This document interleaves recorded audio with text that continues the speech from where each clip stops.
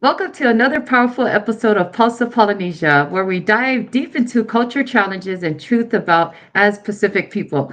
I'm Leaso Filoyali'i coming to you live from Katy, Texas. And joining me all the way up north in Oklahoma is my co-host, Chief Tasi. He's currently dealing with some technical difficulties, but he'll eventually jump on soon. Tonight, we welcome an incredible Superman. His story is one of strength, soul, and sacred purpose. There's so much to unpack, but instead of listing all the accolades, we're letting him walk us through the journey. In the hot seat tonight, a devoted father, husband to a beautiful Samoan queen, founder of the Afatasi brand, a former college basketball coach, and so much more. Uchenna Faumuina-Eze. Welcome, welcome. What's up, what's up, what's up? Talo Falava, how are you doing? Good, good, good. Thank you. It's been so long. Oh my gosh. And I take it you just had a long day today. How was your day though? Today was very good and very impactful. Finished up a Juneteenth celebration in Seaside, California, and this is my fourth time attending it. And just watching the community come together, not just for the celebration, but for the cause. And they had some amazing entertainers. They had LaRussell Yeah. and Mr. Fab, and just watching them interact and um, get involved with the youth with the messages was very great. So, I was kind of, exhausted in a sense, but renewed, in purpose. So I'm feeling good. Yeah, well, that's really good to hear. Also, you mentioned LaRuss. The I'm Russell. very, oh, yes, Hmm. I think you mentioned earlier, he's a hip hop artist, right? He's a hip hop artist. He's from the Bay, and he's doing his Yeah. thing. He did so many songs, but one of the things that I really loved about him is the fact that he's very present with his audience, and he just Okay. had an amazing show and put on. It was his first time in Seaside, California, and I think it won't be his last either. So it was great watching him. Shout out to LaRussell Yeah, nice. Well, that's good to know that you were and able Mr. Fab. to. Yay! Well, it's nice to know that you were out there in the community to help out. So there's so much to hear, and we'll save that for later because we want to dive into the community service that you've already done and dealing with all the people in the Bay Area, California's as a whole. But Hmm. let's take us back, Uchina. Tell us about young Uchina. What were you like as a child growing up with your twin? Oh man, if my mother was alive, man, she would probably Oh, just say so many words, but I think she would probably say most of all, just being proud. I was one of those kids who um, I grew up in a different household, not the typical household like um, you would see in normal American lives. I grew up in yeah. a blended household. I had my mother, um, my stepfather, and then I had my identical twin, and then I had half brothers and sisters in the same home as me. My parents were military, so it was uh, that was extraordinary within itself. Traveling the world every 3 months, we had a new duty. I mean, excuse me, 3 years, sometimes two.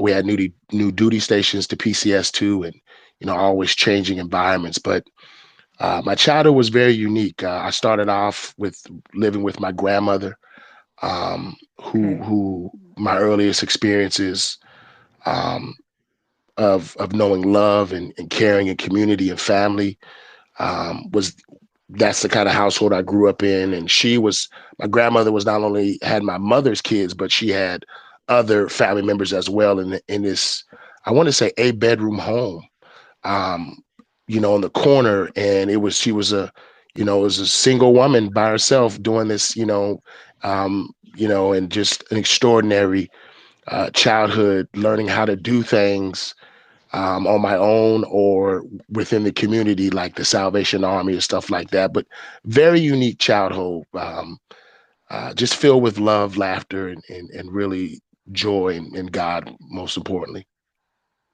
That's amazing, Uchina. Especially it's fun when you have a bunch of your cousins around as siblings and your the rest of your family. And so you said you mentioned 8 bedroom home. That's a big house. It was very big. Now they converted some rooms. We know how our families do, we do it, Yeah. but they converted some rooms. I know we had this great living room that my grandmother turned into a great master bedroom, and it was sliding Wow. doors. It was and it was a corner lot. Um, not to be funny, but we literally had the whole corner of the street, and then the dental clinic or the dental office on the corner took this little bitty space up, and but it never, and they helped us, as helped our family as well. But yeah, it was a big home. I had aunts, uncles there. Behind us was the Coliseum, and so, Wow. I had an interesting childhood, but none to say the least. But yeah, very, very, very cool house too. I mentioned before I even said it to everyone else who's listening that you're a twin, Hmm. and being a twin, was it difficult for your teachers to distinguish the both of you because you're an identical twin? Yes, it was. I got blamed for some stuff that I shouldn't have got blamed for as a kid. But I also, it was kind of unique because, I was explaining one time to you all earlier the comparison that you hear, the impact you have on someone's life, right?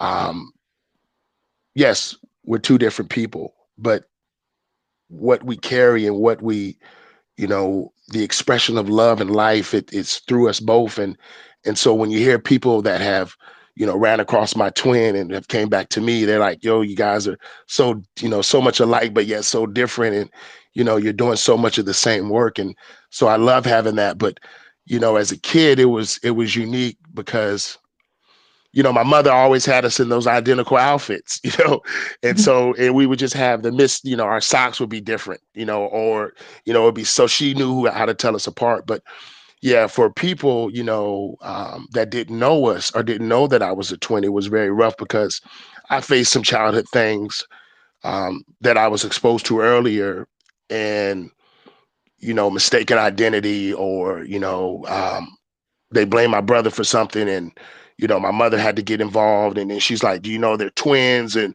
then they're like, oh, we didn't know that, and smirk comes on my brother's face, and like, gotcha, you know what I'm saying? But yeah, it's been very unique, seeing it. I tell you, one of the things that me and my brother have been longing to do is to go to Twinsburg to do the Twins Festival. Oh, We okay. didn't get a chance to do that as kids. And so me and my brother are planning to do that. Well, that's pretty good. Hmm. Oh, by the way, welcome, Arlington.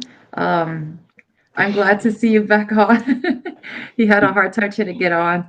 So- Sorry, yeah, all kinds of tech issues. I'm not going to blame Apple products, but yeah, that's all I have. It just seems like the phone went down, laptop went down. But yeah, welcome on board, brother. So good to hear your intro there. Thank you. Malo soy full Arlington. Alalaba, se fue manguia. Why my way? Manguia fafkai. Good, good. Share a little bit more about that twin event that where's that at? So it's in Twinsburg, Idaho, if I believe. Okay. And it is, um, Twinsburg is a unique place because a lot of twins live there, and they do this event where multiple sets of people come in, as far as births, right? Twins, triplets, you name it. And it's a day for you to come there. People are dressed alike and really celebrate the uniqueness, right, of being a twin. I see. Okay. Yeah, or multiple sets. So we can't just say the twins, but yes. It kind of reminds me of the Doublemint bubble gum. Do you remember that commercial? I do. I do. Oh, trust me, being a twin, I had all kind of nicknames growing up. We were the Whisper Twins. That was a old group, like an R&B group. We were, the Crimson Twins from GI Joe, Oh freaking Frack. gosh. We had all kind of nicknames growing up. But yeah. Definitely remember that Double Mint commercial. I meant to So ask you last night. go ahead. They say about twins, they have these extra sensory, they can sense each other, whether it's pain or emotions, regardless of how far you are. Have you guys had any of that? I wouldn't say, what's the word that they say? It's not paranormal. I can't figure out the name. But, it's like a unique, it's like a Like gift that you guys have, right? Like like that. a telepathy. Yes, right. Like you could, yes, yes, we do have that. It's like a paranormal kind of feeling, if you will. How do you, there are many times where I've called my brother and, I've said, hey man, are you, my leg is hurting. Are you okay? Or, you know, um, Can I he share, feel it? he can feel it, and he'll tell me, what's going on. But, um, yeah, we've had many situations, but I think one time I had a scare, like a health scare. Hmm. And, as I was sitting there, I wasn't like afraid of what's to come, right? I wasn't afraid of that. I was more worried about my brother and my sisters and my family, right? And the feeling that overcame me felt like a broken heart. And so I immediately called my brother and I was like, hey, is everything okay? And I didn't really go into details with him, but you know, uh, and he had told me he felt like something was wrong. And so yeah, I've been there. And as twins, it's I think it's a special gift that we have, right? That I'm thankful for because it keeps me balanced too. Although he's, like I said earlier, he's doing the work and I'm doing the work. When that pain or something feels off, I can feel it, and it throws my day out of alignment too. You know. Yeah, no, it reminds me of what was the show that used to come on in the 80s, 90s? I think it was Unsolved Mysteries.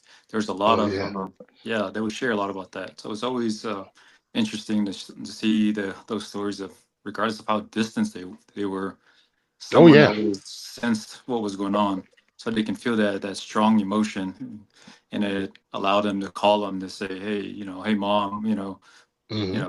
something's wrong with so and so, and then mom will say, well, how do you know? It's just, I know, we have that feeling. It's that bond that they have. Yeah, it's great to hear that you Oh guys share yeah. that. Yeah. And twins is never ending competition, right? Multiple sets.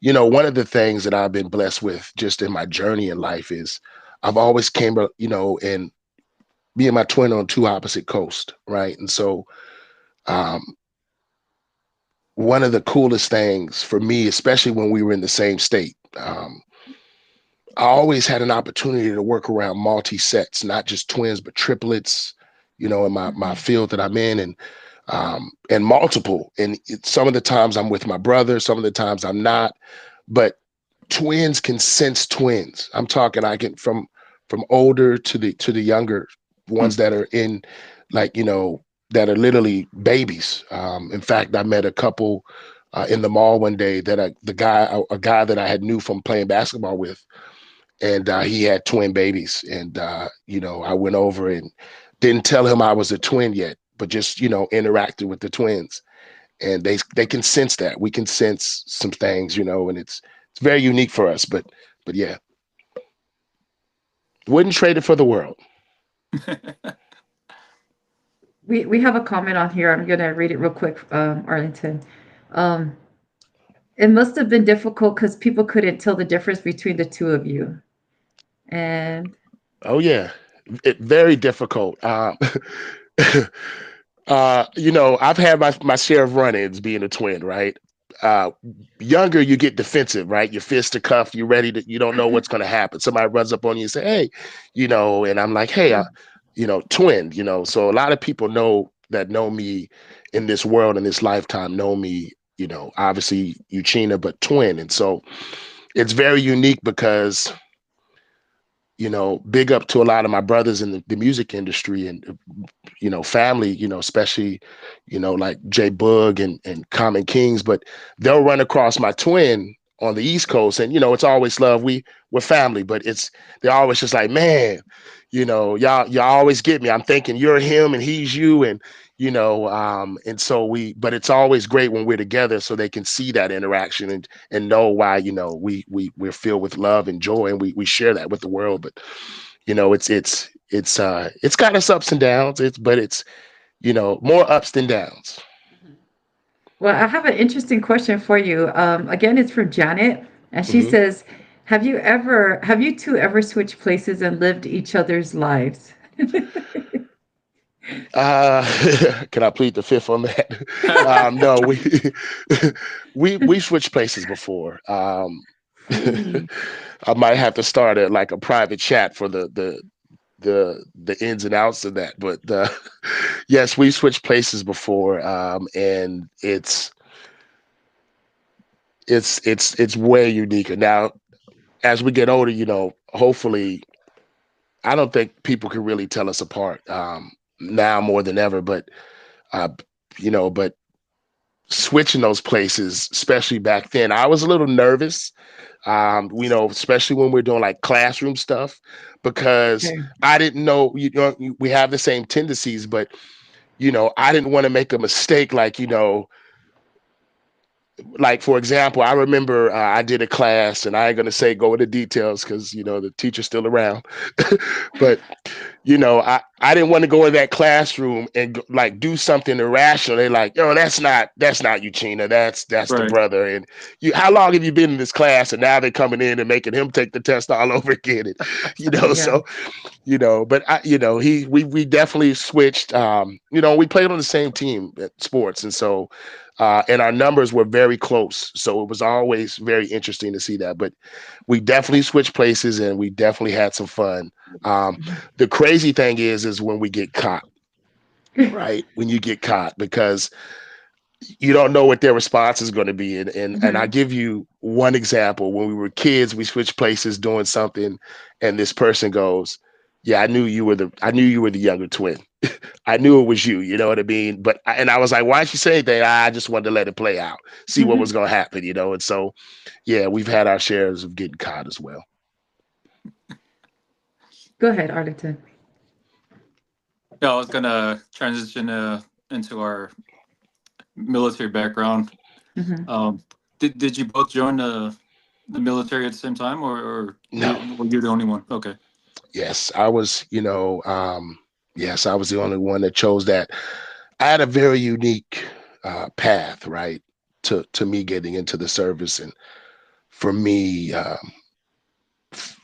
wanting to join the military, right, being an Army brat, watching the military, and especially during the time of war, um, I watched a lot of mental health things and a lot of family problems, right, um, and so I didn't want to. When I was younger, I'm never going to do that. I was set on playing collegiate basketball, playing professional ball, and going where the good Lord may take me with professional athletics, right? But um, I had a unique route. I was a young kid, and we were living in Germany at the time, and I was a sophomore in high school, and music is popular. All I needed was a pencil. I was big into hip hop. My brother was banging on the stairs. We're in the foyer of my high school, and I start rapping. Right, my brother's doing the beat. I start rapping, and I say the N word. Mm. Right, and my principal walks behind me. And when this happens, mind you, I was probably one of the best athletes. Me and my brother were a duo, but we were top notch, and um, we had just won a championship. And so I remember my principal tapping me on the shoulder. She let me finish those bars because I was on fire, right? And she told me to go to the office. And there was a crowd of people around us. And me being me, I said, "What did I do? What's wrong? I've never been in trouble with you. What's going on?" And she said, go to my office now and sit there and wait for me. Long story short, I got thrown out of school for saying the N-word, right? And I remember my father having to come to me and tell me that we're going to have to stand at attention in front of the commander, right? Because this is a DOD school and the way it takes precedence is different. So that was my first introduction, right? I took all TC, and when I took it in high school, I was like, I can't do it. I ain't shining these boots and all of this. I said, Dad, I see you do it. I just don't want to do it, right? This ain't going to be for me. And it's crazy I say that because my all TC instructor now lives probably 3 blocks up the street from me, right? And that's a full circle thing coming from Germany to where we are now. But when I did that experience and I had that, I didn't want to do it. I was very turned off by the military, right? I didn't like the fact that we were moving and we couldn't have stability in a sense. And then the uncertainty of these wars and everything happening, right? Plus, in the same time, my father ended up getting sick. He developed, I won't go into too much detail, but he developed something where the whole unit got sick, and my father ended up going to the infirmary and passing away. Oh, man. But before he passed, I remember going in the recruiter's office, and I had a test to myself. I said, I'm going to see what this military is about. We'll see who's the best. Right, we know about the Marines. Everybody knows about the Marines. We're gonna put them to the test. So I'm in Heidelberg, Germany, and I walk in. I said, you know what? I ain't gonna really go in the military. I'm just gonna play with them and see, whoever stands up first, I'll think about it. And I walk in, and nobody stands up to greet me. Right? They all kind of acknowledge me from their chairs. They're on the phone doing busy work, if you will. But the Air Force recruiter stood up and shook my hand. He said, welcome, son. You willing to change your life? And I said, nah, I just wanted to see, I was just doing a little test of myself. He's like, well, okay, if you have any questions, let me know. And, we PCS going to Fort Sill, Oklahoma. And in that process, I lost my pops. But before I lost him, I had a conversation with him. I told him I was going to make him proud. Right. Because me getting out of school, I felt like that was a turning point. See, when I got thrown out of school as a sophomore, I was 16. We stood at attention, and I told my father, I'm going to go to college. And he chuckled. He said, dude, you ain't even finished high school yet. You got big ambitions, but you got to follow the process. And I told my father, let me figure it out. I got it. So now we're standing at attention with this base commander, and he's a 1-star. My dad's just, full uniform. He's nudging me like, don't say a word. Just take it on the chin and let's get out of here. You know what I mean? We'll get ice cream after, you know what I mean? Something just because he knows how my heart moves. But the people before me were students, and they brought a 9-inch blade to school, and I never forget it. And their parents were high ranking, and they just got suspended. But it came to me saying a word that was derogatory, and they threw me out. It was the most awkwardest and silent ride home, but the light of the tunnel was I seen University of Maryland. And I said, Dad, I'm going to go to this campus. I'm going to go to college here, and I'm going to live my dream and do. He said, okay, son. And 16-year-old kid passes a high school exam and enrolls in college at 16. And my life changed because now I'm living on the barracks. I'm living a full-time student at 16 away from my twin, and I'm living on these barracks, and I'm now full-time around Army, just, and I'm walking in the shop ed and doing different things. And so my interactions is changing. And so I finished up that year. We're on our way to Oklahoma. I lost my father. And we have this conversation before he passes, and I tell him, I'm going to make you proud, and this is what I'm going to do. I'm going to go in the Air Force. And this conversation was my father being woke up by the CQ person at 3 a.m, and I'm having this conversation. Never had a conversation like this with my father. And he just laughed. He said, son, I always knew you was going to do something bold, but I never thought you would, go in the Air Force of all things. Like, Man, y'all don't do nothing in the Air Force. And I just, you know what, Dad, you know what? I got you. I'm gonna make you proud. I love you. And I didn't know that was gonna be my last time speaking to him. 2 weeks later he passed away. I'm so sorry. And it was the hardest thing. It was in October. I never forget it.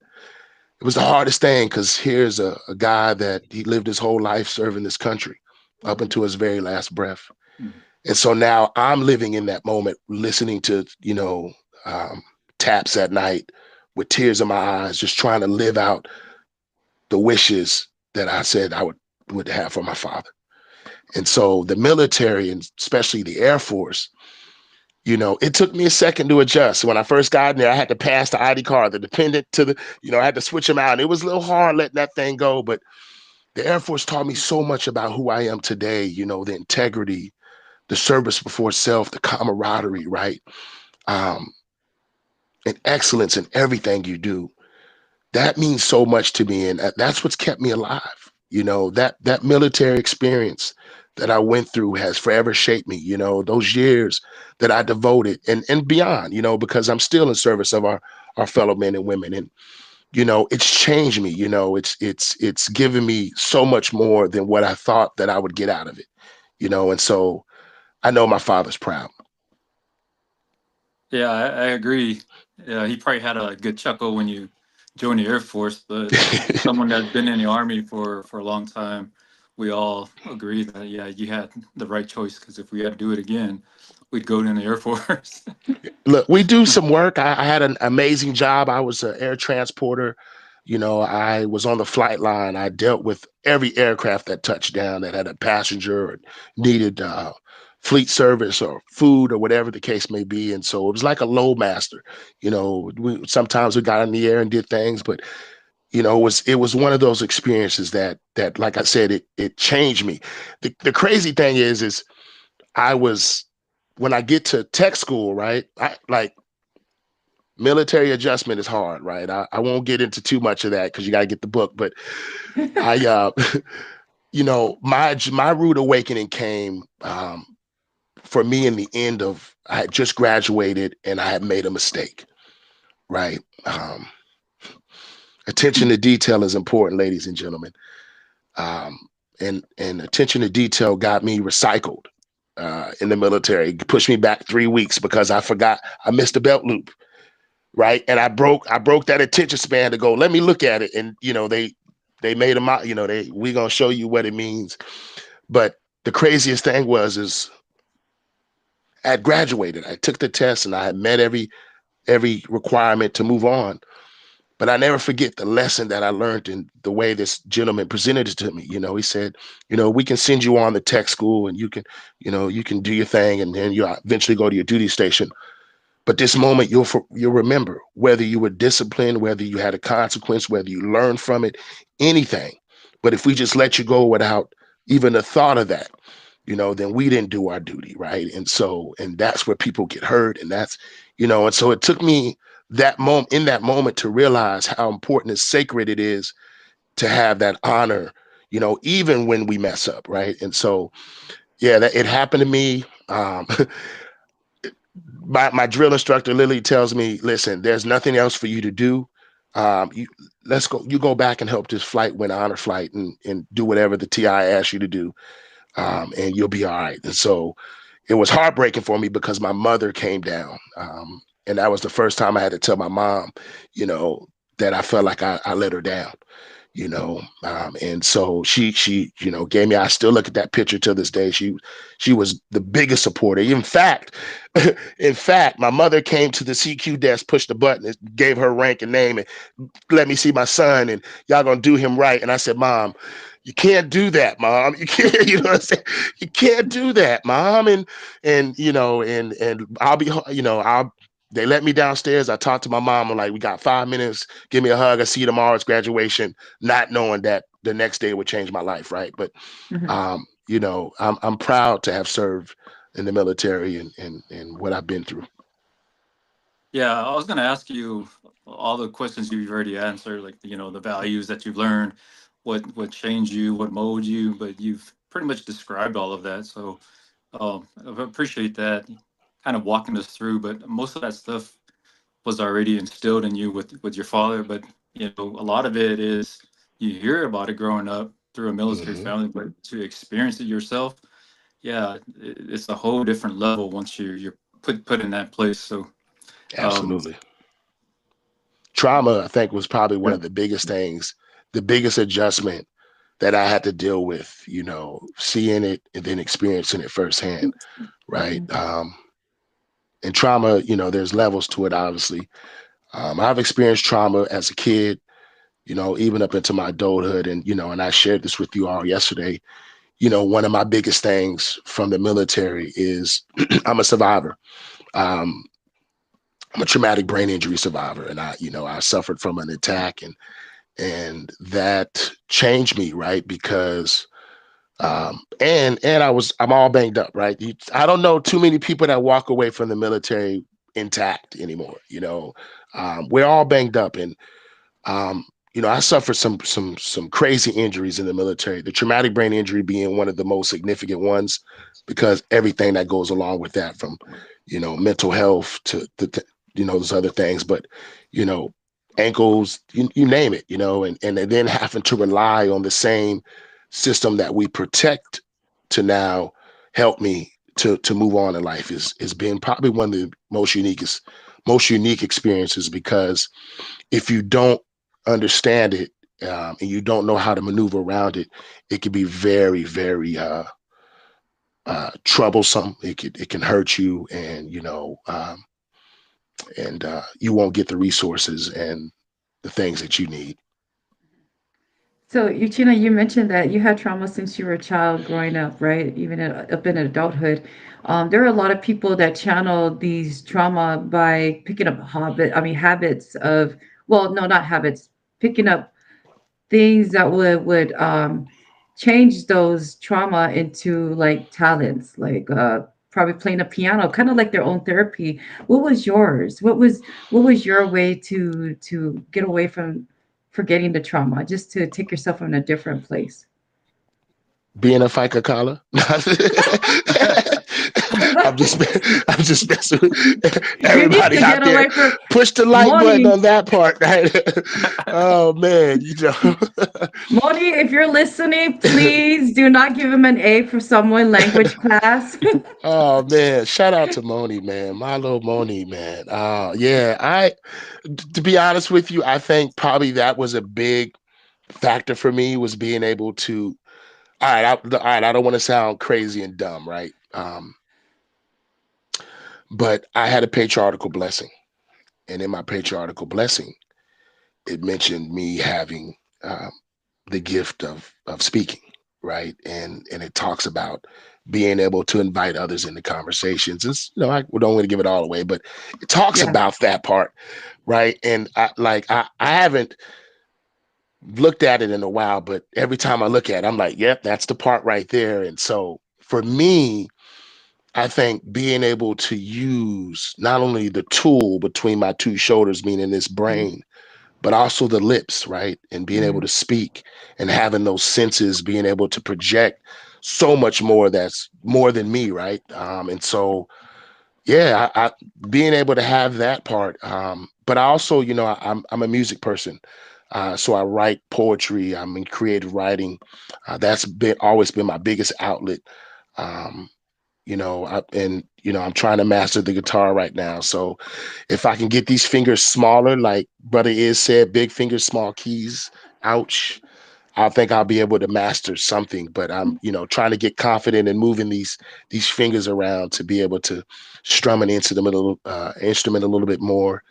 But I'm working on that. I'm definitely big on channeling, the energy into other things. One of my biggest things is I'm a community builder, so I like to bring people together and show them the value of what they mean. I know people hear it all the time, but now we have to really show and prove. And I think I've been about that and trying to bring as many people as I can together. Well, which leads you into, and I think we're skipping into a lot of other things, but I wanted to jump in. That's what made you a good basketball coach. How did you get into that? Oh man, I've been tall my whole life. I think I came out the womb tall. My Yeah. mother's, 6 foot, she's Mhm. tall, and we, um, my older brother is 6'10", and so growing up, basketball, we played football, we tried every sport, but basketball was one that kind of just felt like the most free, right? If you can master this thing in your hand and project and trajectory and learn how to use angles and math, right? And like it's exciting, right? But the competition was always something that I really liked. Yeah. And so the first time I played, I was uncoordinated. I was shooting at two hands and but then I watched others play around me and I just said, dude, I can do this. Um, and being small, being younger, the younger twins, and my brother already being in high school, he would put us right on the court.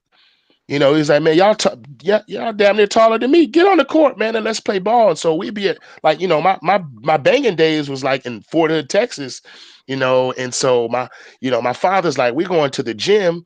And like my pop's the soldier, so I know he ain't gonna have no slack when they start arguing on the court. But we're his kids, like what? My brother was dunking, so we're like, what's gonna happen? And my father, first foul I got, he was like, son, you're gonna get a lot of those in this game. Get up, wipe it off. If not, you know what I'm saying, get off on the side of the court, let somebody take your place. And it was that competition my father put in me early, and then he realized, okay, they're good. They're going to be great. And so, my father ended up taking a pole, like I want to say a four by something, and he dug it on the side of the ground. When you're in military house, you got to be careful where you dig, right? So he digs this wooden post in the ground, puts a basketball goal up on it, and it's on the side of the house. It ain't no pavement. We gonna beat the dirt down with our feet, and that's what he did. And I guarantee, and I could tell you this, we had some of the best competition from that area where we lived in Fort Hood on those streets on that military base. Come to that goal to play, right? They like, okay, your older brother is the stuff. So we know if he out here playing, we need to be out here playing with y'all. It drove the competition in us. And, you know, plus I love that feeling of just being on a team, Mhm. and I, we can, yes, we can play 101 in different things, but um, I just love that teamwork, and I've won a lot of championships in basketball. I've done some unique stuff in this game. I won the first ever Adidas street ball competition in Germany. Right, I have the trophy sitting here, and my mother held on to it, and it like I had to beg her to give me money, but we're playing against other people from around the country, Mhm. and me and my brother and another and a German national and a Yugoslavian kid, we won that whole thing. And it's moments like that I said I just want to be a part of that. High school championships, like I said before, my high school disruption and those feelings of being on a team I didn't want to lose, Mhm. and so having that competition on the court, I said, I can teach others, what I've learned or what I Mhm. didn't learn. And so, transitioning into my first coaching, right? I'm sick. I'm a kid. I'm a kid. I'll never forget it. Now that we're older, I think a lot of those people have moved on, shall we say. But, I'm a 16-year-old kid. One thing that didn't happen to me when I got in that school situation was my father didn't disrupt the natural things that are supposed to happen. He knew that we were talented. He knew that we were good. So he didn't disrupt that. So he allowed me to still be able to play basketball, go around. So, I ended up playing for a rec league and I already had a license at 16. So the coach was like, you could be a player coach.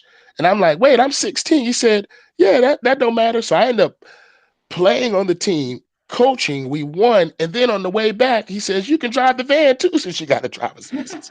I said, look, I love this job. At 16, I can do this. And, you Did know, he ask you to cook too at the same time and wash dishes? No, but we did stop at some friend's house, and Oh, there you go. he realized, we were on our way back from, this place in Germany, and it was amazing because you know these were other minority kids on this team, right? And he trusted us.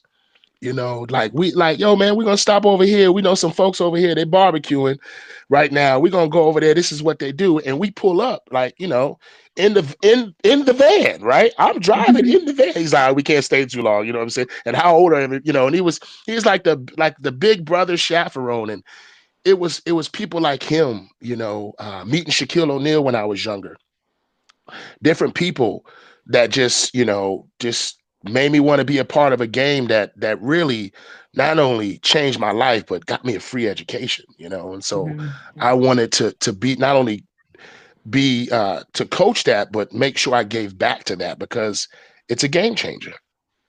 Mhm. You're a hooper. That time when you guys were in Germany, the European players, we sort of like didn't really know about them, right? Like you only seen Hmm. them in the Olympics. But then if you look back at it, I mean, those boys were slowly catching up at around that time. And you Oh look at it man. today, I know, like when I was teaching ROTC, I always loved, playing intramural sports. And I was, Mhm. I called out one of my Hungarian students. I said, hey, let's go shoot around on the court. Man, I never seen someone move so fast. I don't think I scored one basket against him. He was just all over the place. Oh yeah. Yeah, the game is, and we, you know what, we're modeling our, a lot of our stuff after that. I love the European system. I love the way my rude awakening came. We went to go play in Barcelona, right? My college team that I was on, we went to go play, right? We did a tour, so we played and did these different teams, and then Barcelona was one of the places we went. And I remember, coming to this game, like, there's a misconception that everybody is who's black or black descent got Michael Jordan's blood in them. And, I'm sorry, I can jump. I had a nice vertical, but I wasn't no Michael Jordan, right? I was, and so, but I will dunk on you if it came down to it, and I will do something nasty to you. But there was this big misconception. And so I remember going into the Spain, right? And I'm just thinking, this is way before Pau Gasol. I'm looking at them like, yo, these brothers is lanky, they're tall, they look like they're gonna shoot the lights out, right? Lo and behold, man, the first play of the game, the guy comes down the middle, not on me, just punishes the rim. Boom. And I'm like, oh, they dunking like that too? Okay. So I go down and I'm thinking Charles Barkley is, in the league at this time. And I'm thinking I'm gonna go baseline, hit him with a move. I go baseline, hit the move, and bam, right in the chin, right to my lip, man. Bust my lip open. Guy looks at me, he's like, welcome to Barcelona. I'm like, oh, okay. Mhm. We like one of the toughest game. Never, I would never want to tarnish the game. So I mean, I had to, pick my chin up and get over to there, get stitched, get my lip taken care of, and get back in the game. And I remember being a part of that and telling my teammates, like, yo, dude, all right, the whole game plan has changed. Look, don't even go in the baseline, draw and kick. We're gonna shoot some threes today. Yeah, if you want to get punished like I did, go in the paint. Go in there. That's that they were playing tough. And then they had the European step already. So they were doing the 3 steps to the travel already. So for us, it's 2 steps to the travel. We're thinking, okay, how do I incorporate that? So that's why I first learned how to jump stop, and Mm. get that extra step in and momentum. And yeah, so the European game is definitely changed. Now I got to tell you this to be a side note, because I shout out to my Usos, man, that were in Germany at the time hooping, because we put it down on those courts too. It wasn't just the brothers. What I'm saying, we had our soldiers on there, and we was in Pioneer Concern, and we every Saturday and Sunday, after church, ladies and gentlemen, and we would just be in there playing, right? And it'd be like 15 Samoans in there, volleyball, and then like basketball be happening. Before you know it, everybody like, wait, these jokers can jump out the gym. Like, yeah, man, we play volleyball too, So yeah, good times. It's funny you mentioned that because my first duty station was Korea, and my sergeant major, he knew I was coming, so he was like long awaiting me, and he was bragging about me. wait till you guys see this Tasi guy. Once he gets here, yeah, he's gonna show you what volleyball is. And I get there, he's like, Tasi, you ready to go play some volleyball? I said, I don't play volleyball. He said, what do you mean you don't play volleyball? All Samoans play volleyball. I said, nah, growing up in Samoa, we played basketball. Volleyball is like a girl sport. And he was pissed because he had played all army volleyball. Mm. And then he said, let's go to the court tomorrow. He seen me play. He was so disappointed. But I think after like 3 weeks, like all he did was train me. And then before you know it, I was getting better and better. And I didn't even do any army work. So I think for the first 3-4 months, we just toured Korea playing volleyball. I mean, we were just dominating all around Korea. Oh So wow. it's hilarious how, when Samoans get together, it's all about, what kind of talent are you bringing? So either you have it or you better learn it quick. Absolutely. I gotta tell you, any sport, like what's crazy, watching sports now is so many. It's just not the same anymore, right? We have Samoans in NBA. We have them, we have them in the NFL. We have them in, the WNBA. It's just, it's not, you're starting to see a real cultural breakage happen in Yeah. the way you've seen sports. I remember being, back in the days in Hawaii and going on Pearl Harbor and balling in the gym, right? We would come out on the court, me, one of my cousins, Playa, and we would go on this court and we would just hoop, and they would look at Playa at the time. He had his, he had a Sogaimiti, so he would be on the court. They're already looking at him crazy, but now he's hooping too. Oh no, what in the world is going? We got a Samoan. No, this ain't supposed to happen, right? And then we're winning like 5 or 6 games. They trying to fight us on the way out, and then why are you hanging with them? You're dark, and so it used to, like, bro, this is my family, and we came to play ball, it like good battles, and then we would have a female on our team. Like, this is no joke, right? I can't make this up. We would go into this place and play ball, right? And I would have my sidekick with me, and we would go in here and like, you had to run to the board and sign your name. And so, they, how hooping was. All right, they try to find out, all right, what your name is. What's Mhm. your name? They might do it in Samoan if they was playing, but they're gonna ask, who is you on the board, right? What number are you? And so they'd see a female's name up there, and she would be playing on the team with me, and we would run them. And I'd pass her the ball, and she would shoot, or at first she was hesitant. Like, I don't know, okay, I don't want to, they might block my shot. I'm like, girl, if you'll shoot that thing. And she does that. And she shot it, and we was winning 5 or 6 games. And so, having that kind of breakage in what you see, that helped me. And that's one of the reasons why I coach. And of all things, I coach women's basketball. So, I owe it to that person, to instill that. So thank you. I was waiting for Janet to respond because small world. So Playa is my first cousin. Our mothers are sisters. So you mentioned Playa. Mm-hmm. I don't know if you noticed the resemblance, but my sister Janet was raised within that family. So she was raised with Playa and the brothers and that family. So I didn't know if you knew my sister because she graduated from Radford in '87. Yeah, Okay. small I, world. You bring up Playa, and I'm like, Good old you Halava days. the family. Yeah, I seen Greg not too long ago out in Vegas, man. Yeah. Total respect. Shout out to the whole family. Yeah. Uchenna, let's take us back to, you mentioned about the guys around you were saying, what are you doing hanging around with the Usos, right? Hmm. So how did that come about with you being very, because I know you're part Polynesian, Samoan, and so you're married to a Samoan, and Hmm. your kids are Afatasi, Hmm. and at the same time, you have a Sogaimiti. So tell us about that. Tell us the story about that. So, yeah, everybody wants to know that story. Should we start charging for that? We should. Arlington, we have to get together and do a fun. I don't know. We might have to Yeah, see some more we comments. should. I don't know. We might have to mess with our audience. Yeah. That was something. So I give, I guess I can break it down a little bit for everybody. So for me, I was raised by Samoan. I was raised in a culture that taught me so much more than just what my skin color was. In fact, the old man, Seu Tango Bailoa, was one of the people who really made me appreciate and understand what is at stake in a culture of um, that that just is bestowed upon just a significant and small group, but is held to the highest standard, right? And so for me, um, being in a culture that doesn't, where I don't look like everybody else, right?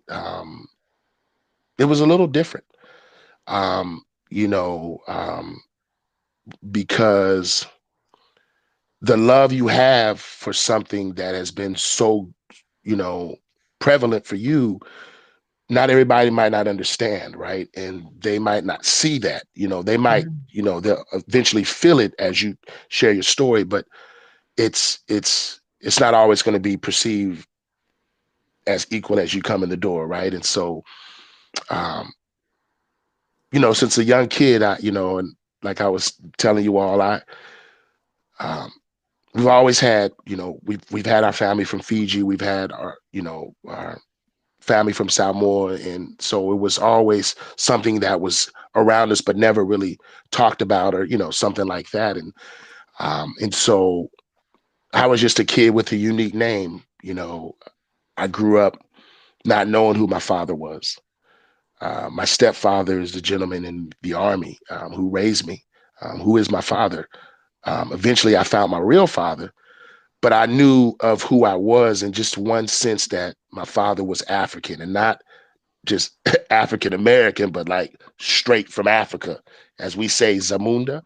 Um, and so I didn't find that out, more of that, till later in life, in my adulthood. But younger, I was around a culture that just was so uh, embraceful, right? And so early on, that's where I was at, and that's what I knew. And I always knew that when I was younger, that I was different. There was something about me.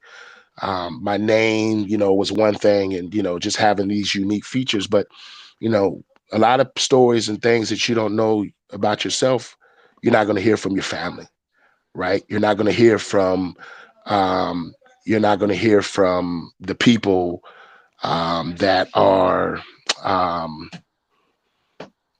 significant in your life, right? And so for me, sometimes, I knew there was some pain in our family, and there was certain things that people weren't telling or saying. And so I always knew that I wanted to be around family. I wanted to be around something that was important. Um, and so that was um, big for me to not only have a sense of belonging, but to have a sense of purpose and a foundation. And so I was very inquisitive about wanting to know more about me. Who is Uchenna, right? Who is this person with this unique name? And that I was bullied as a kid, because of just having the coarse hair or curly hair days when it's wetter, just being different, right? You got high Yeah. cheekbones, you don't look like us, you know what I mean? And so I remember a gentleman by the name of Dana Yamauchi, right? One of the Laia boys. At the time, he was in the 82nd Airborne, I want to say, or 101st in Germany, but he was airborne. Him and his wife Manu, and my Fua family and my Fuyava family, and my Nua family, and so many people, the Iramias, and so many people that just wrapped their arms around me and just allowed me to get lost in something that was far greater than me. I remember dancing when I was a kid. Matter of fact, I can't remember if Nalu, somebody has a photo with me standing in front of one of the military where we lived in one of the areas back in the 90s, right? And here I am, just this dark-skinned kid with a lava on, minding my business. And as I got older, right, I started to want to know more and more and more and more. And, obviously in church, they talk about genealogy, and, being around my family, right, just watching them, how their understanding of who is next in line, who is this person, how is this family connected, how is this, and telling me to go and do the work. You need to make these connections for your family, but for yourself too. Mm. And so, that was very big for me, because that's all that I knew. I didn't know, um, hanging over here with the homies, I didn't know that. I knew, going to Pese, you know what I'm saying, and going to this, and you know, um, coming in to meet for prayer. So, I didn't know a lot of that. I knew how to get involved in it if it was that, but there was a more deeper piece for me that I was trying to understand. And so, you know, Fa Samoa has always been around me. It's always been a part of me. And so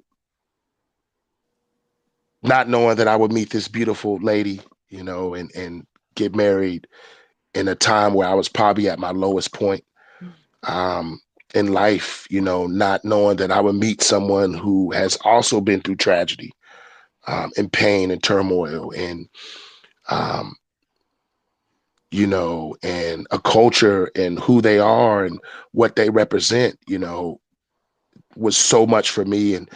And so it moved me forward in as far as representing the culture, and trying to understand the language, not just from being in the class, but being as, as a teenager, right? My earlier days, just being on the back porch of Mayor Wright's, like I was telling you, reading the Samoan booklet, and my auntie is telling me, you need to memorize these words, or you need to do this or you need to do that. And so, um, that was something I always wanted to cherish, and not only make sure that it's known what's big to me, but perpetuate that, right? Wherever I go. So when people see that, they don't just see an individual with a tattoo on them, right?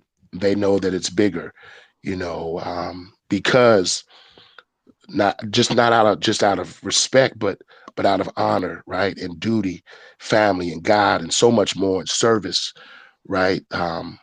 I truly value that. And so being around the Ooses, right, is more than just the phrase, right? It's more of being around like-minded people and a culture that is meant to to to evolve, in so many ways. I get the stink eye every once in a while, but it's not the stink eye where they come up and say something. I think it's just kind of out of curiosity.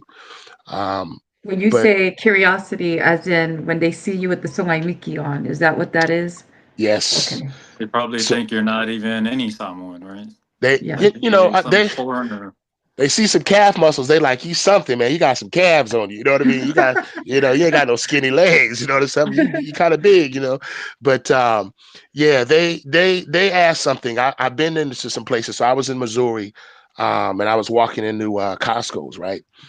Just minding my business, pushing the cart, and the Samoan was behind me. He was like, Malo Pea, and I turned around and looked, and I'm like, okay, I got black shorts on. I'm really trying to blend in over here. And but he can see. And so we have this wonderful conversation. He's talking about Greg and Playe as well.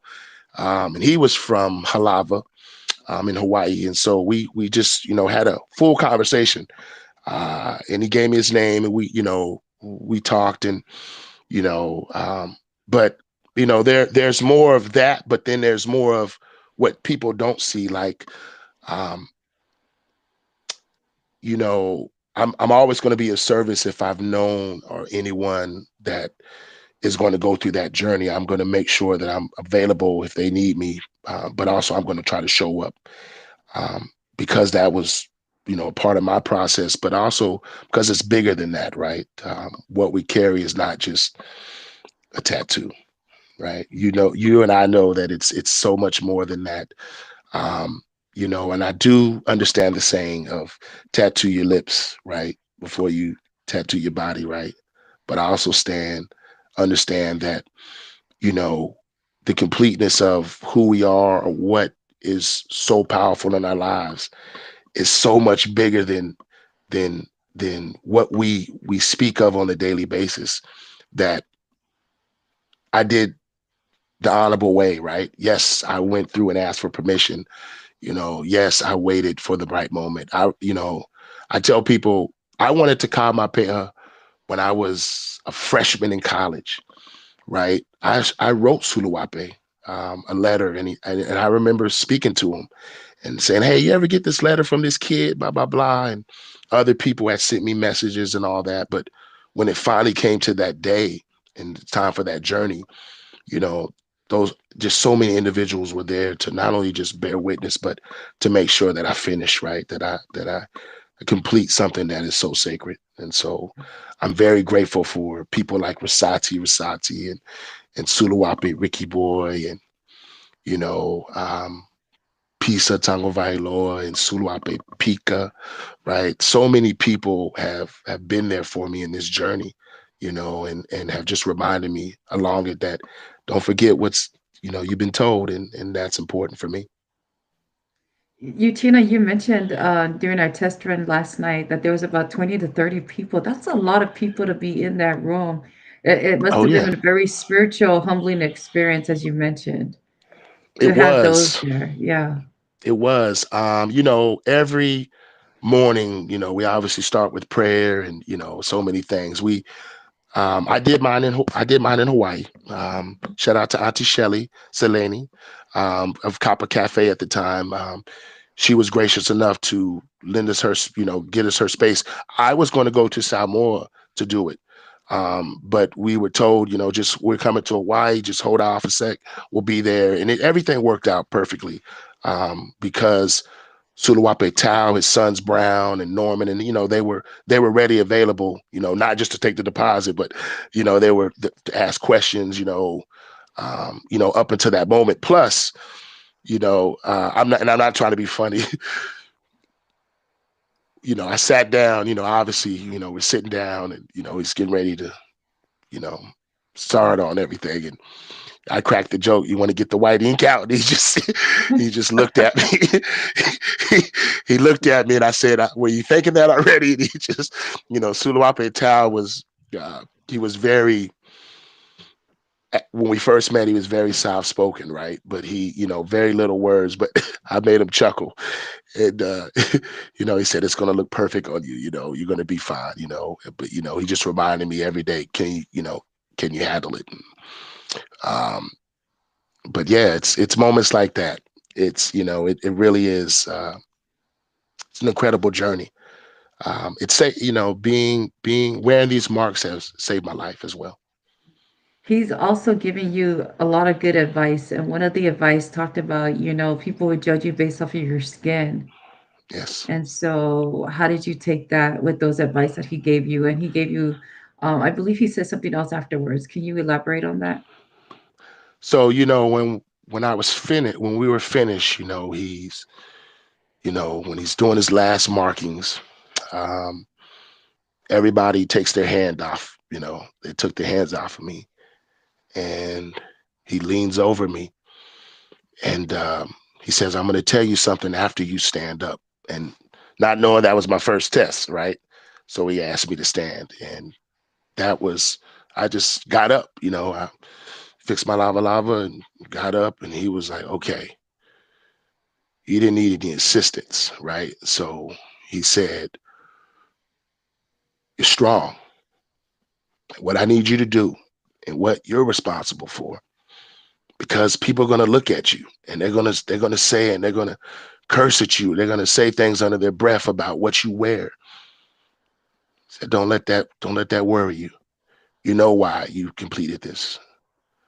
But this is something that I ask of you, and that is to continue to bridge the gap. Your job is to do that. Bring Samoans and Afakasis, bring people who don't look the same together. and that really, I really took that to heart. In fact, when he was finished, he took the owl and put it over my heart, and that was the picture we took. And I like I said, I stay in contact with him up until up until his death. I visited him in Missouri. I watched him, and he would, people, I would come in there and he would just smile like, you know, you made it. I would tell him I'm his other son, right? But it was, you know, it's the words like that, that have propelled me to not only want to bridge a gap, but it was one of the reasons why Afatasi brand came about, was because of, the identity that we get, the Christ identity crisis, if you will, and so many other things, imposter syndrome. I'm not good enough. I'm not Samoan enough. I'm not black enough. I'm not white enough. Whatever the case may be. In my case, I'm just this melting pot of so many things, and now I'm finding out more things about me. I went to Africa for the first time, and my father's from Nigeria. He's the high chief, in the village, and stepping on my father's land, not knowing this name that I've carried my whole life, what it means, what my name means in this new world that I'm going to. Oh, it opened my eyes up. I brought my daughter, my daughter raised the Samoan flag in Nigeria in front of the village. That was a proud moment. She said, Dad, I'm not leaving until we do it. She pulled out the 685 and put it up, and like it was a proud moment for her because she's a walking representative of this culture. My kids are walking representatives of these multiple cultures, and I don't want that to slip away from them, so this brand was created not only just to pass on to them, but for all people, not just Afakasis who are of Samoan descent, but all people who are mixed, right? Because that's what it is. It's half of one. And there are a lot of people who just feel like they're not socially equitably, spiritually, and so many things they lack to fit in on that one side. Maybe because they weren't raised there and they found out later in life they got 1% Samoan in them, and now they're proud of that. And they want to be, they finally belong to something. And the last thing we want to do is push them away from learning more about who they are, or even the ones who are learning that want to learn the culture. We don't want to push them away from that, because that might be someone that they might love, and your family says, don't bring somebody that don't look like you home, but love has a strange way of working. And, I wanted to push this narrative and push this brand, um, to the people, to the masses, right? And really, give them a voice, right? And so Mhm. that's how Afakasi brand came about. And shout out to people, especially in my earlier days when I first started, that came on board as like, yo, dude, I'm Afakasi. You know, we had the guy from TV Samoa. I had so many people. I was reaching out to NFL players, NBA players, so many that I just wanted to give them something that they could be proud of, knowing that someone has them in mind, right? All is not forgotten, for a word that really, and some people might find offensive or might not, you know what I'm saying? But I wanted to bring light to that. And so, yeah, that was one of the reasons why I did it. And that's why it's still standing today, so God gets you some Afakasi brand gear. No, I I love love. it. Oh, go So ahead. Go because ahead. like I shared with you last night, my daughter is half Native American, half Samoan, and she goes through the same struggle like you've mentioned.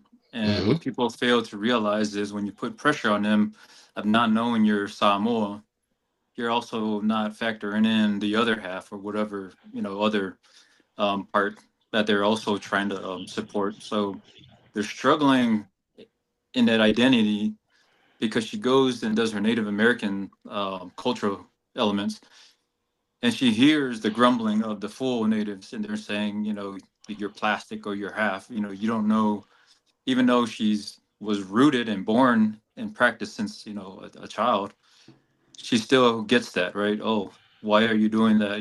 Polynesian stuff. And then she comes and goes with us doing our Fala Laves.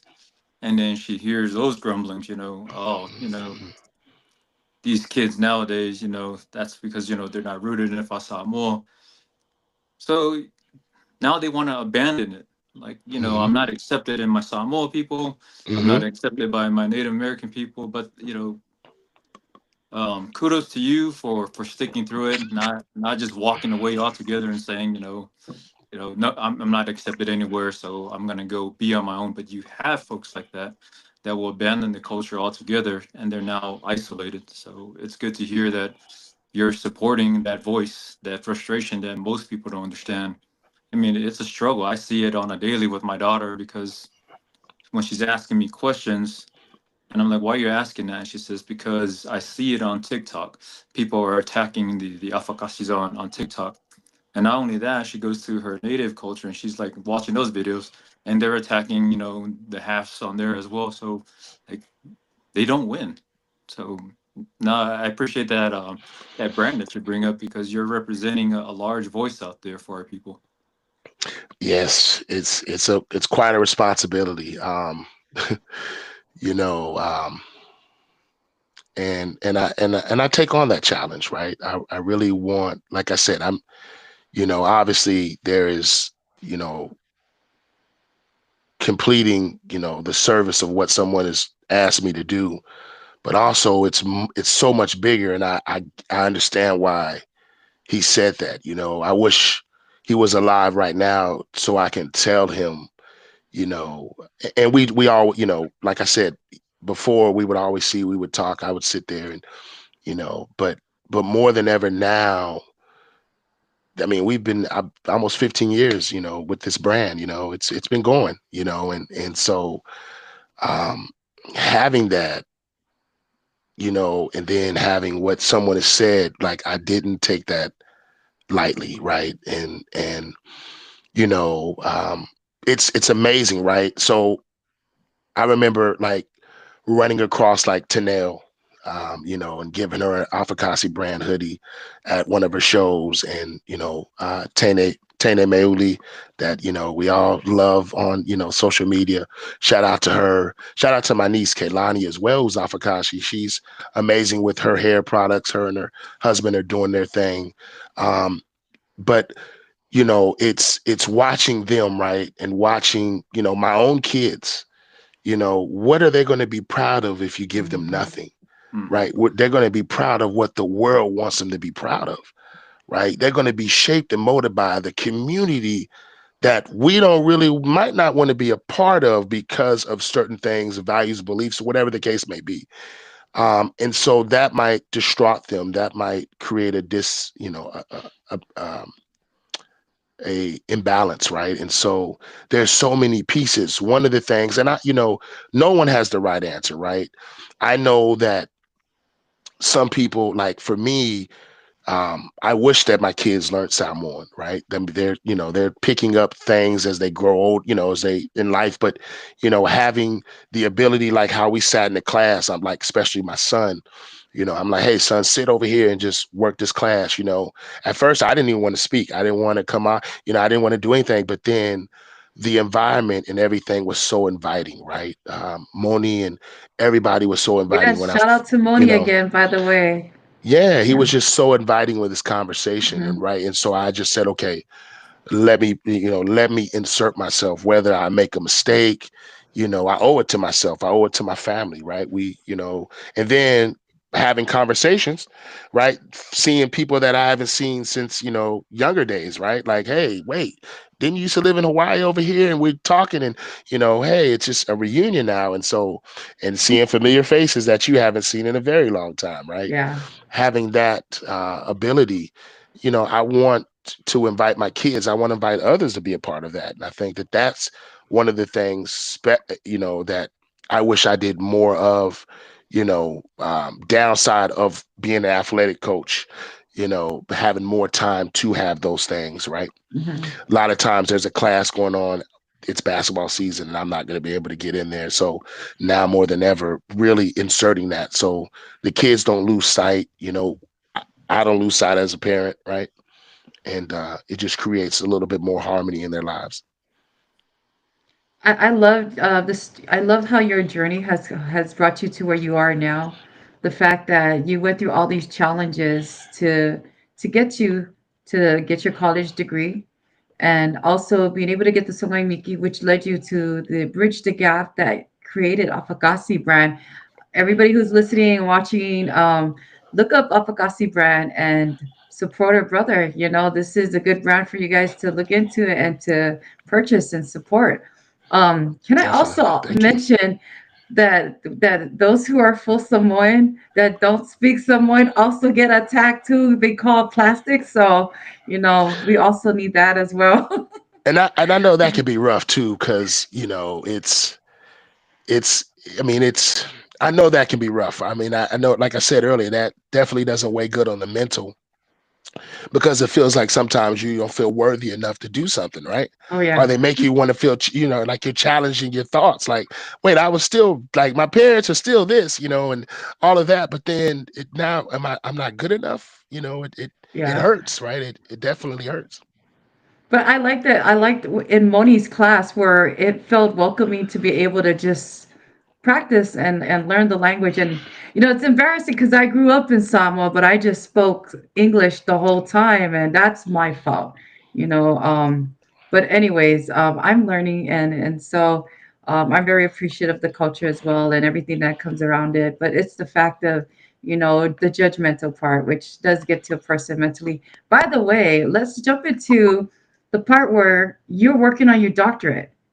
So everything that I you've am. gone through, your doctorate degree that you're working on pertains to what you've already been through and what you want to make use of to help those who are going through the trauma, the mental instability. So tell us about that journey. Sure. I'm working on. Let me get a little bit more water. Sorry about that. No, you're good.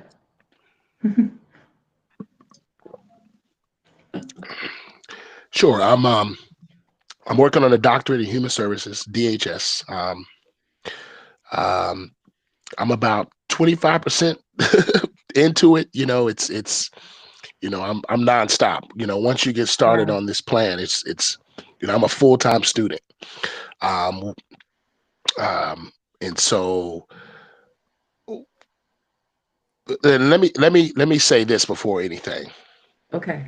Because of what I've been through as a youth, this kid that was thrown out of school as a sophomore at 16, I had to live life off of experiences from that point on, right? I was now separated from my twin. He was still in school while I'm now out of school and going, trying to, and in college and doing different things. When I was in the military, my brother was a senior. When I was going into the Air Force, he was a senior. So life changed so dramatically for me. Education was once taken away from me, right? It was stripped from me, right? They never said you wasn't an A B student, you could write a good report. They took my education from me. And I had to prove to my biggest fan, my parents, right? My mother, my father, my biggest fans, that this wasn't a mistake that happened to me, that this was all designed. This is not, this is, I might have said that word, but that word, and I want to say this because in the context of why it's very important why I got this doctorate. See, that word that I said, they called me that. When I was in the office, they called me that. And I told the lady, I said, "Oh, my mom gonna come up here and tear your tail up. You can't call me that word. I'm saying it as expression, and it's like not even spelt the same way you're saying it. And now you're telling me you hang us up by the flagpoles and went total left field on me." So I watched her have that power to say, Uchenna, you're a great student. You're a great athlete. You're great. You can do so many things. That was a simple mistake. But that stripped everything from me, right? And it made me like education, like I had to go rapidly into it, right? And so as I'm sitting there, um, my freshman year, I'll never forget it. my freshman year of college, excuse me, I didn't, I never tell, don't do this as a student, ladies and gentlemen, but there was one class that I was, I knew everything about it already. So the professor must have been on the same wavelength. He was like, look, you ain't never got to come to my class. You just show up for the midterm and the final. You pass one, fail the other, you'll pass with a D, maybe a low C. You show up, miss one, you pass the other one, you might not be passing, right? And I thought in my head, you know what? I can do this. I'm going to hold him up on that. I showed up for the midterm, got a B, showed up for the final, got a C.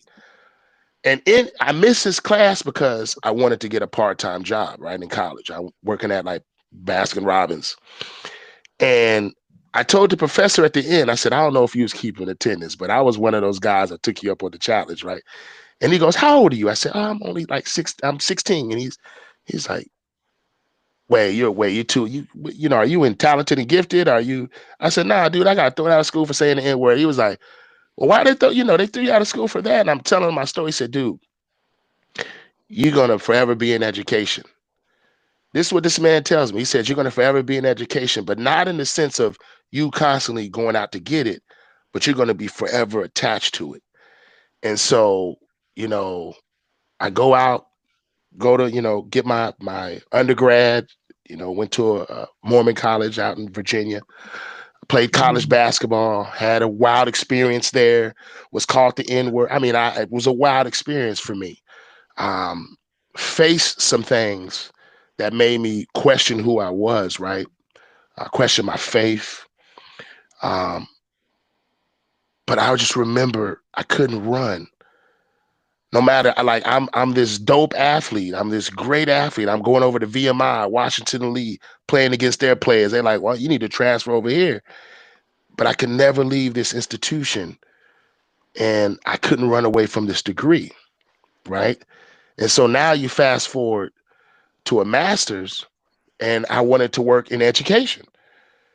So I got a master's in special education, right? I knew that I wanted to be around the people who need me the most, right? And that was special education, right? And then I obviously ended up getting another master's in sports management. But then my doctorate came about, and I told myself when I was young, I said, I want to get my doctorate before I turn 50. I want to set out to do this, but it's expensive, right? Education is not cheap. And I put it off, I put it off, I put it off. And um, there was this one moment where a lady called me. She said, hey, I see you were interested. I said, look, man, I ain't even clicked the send button. How you know to call? Computers is crazy nowadays because that's how I didn't even push send. I guess it was in the add to cart moment, right? And so they got that Okay. and so she said, I'm calling you because I see that you filled everything out, but you didn't push the send. And so I'm like, well, that's why I was going to ask you, like, why are you calling me? And she says, you got everything on your resume. You should go out and be of service to the people, right? And I said, you know what? Nah, I ain't gonna do it. I ain't gonna do it. Wait, wait, I ain't wait. gonna do it. She's, Uchenna, so real mhm. quick, did you get into the nonprofit organization that you're in right now before or after you got before? Before the Okay. vice president. I got into that before, just because I had been doing so much work around the country with Mm-hmm. mental health and all that, that when the lady calls me, I said, nah, I ain't gonna do it. It's expensive and everything. She goes, well, listen, just try your first course out.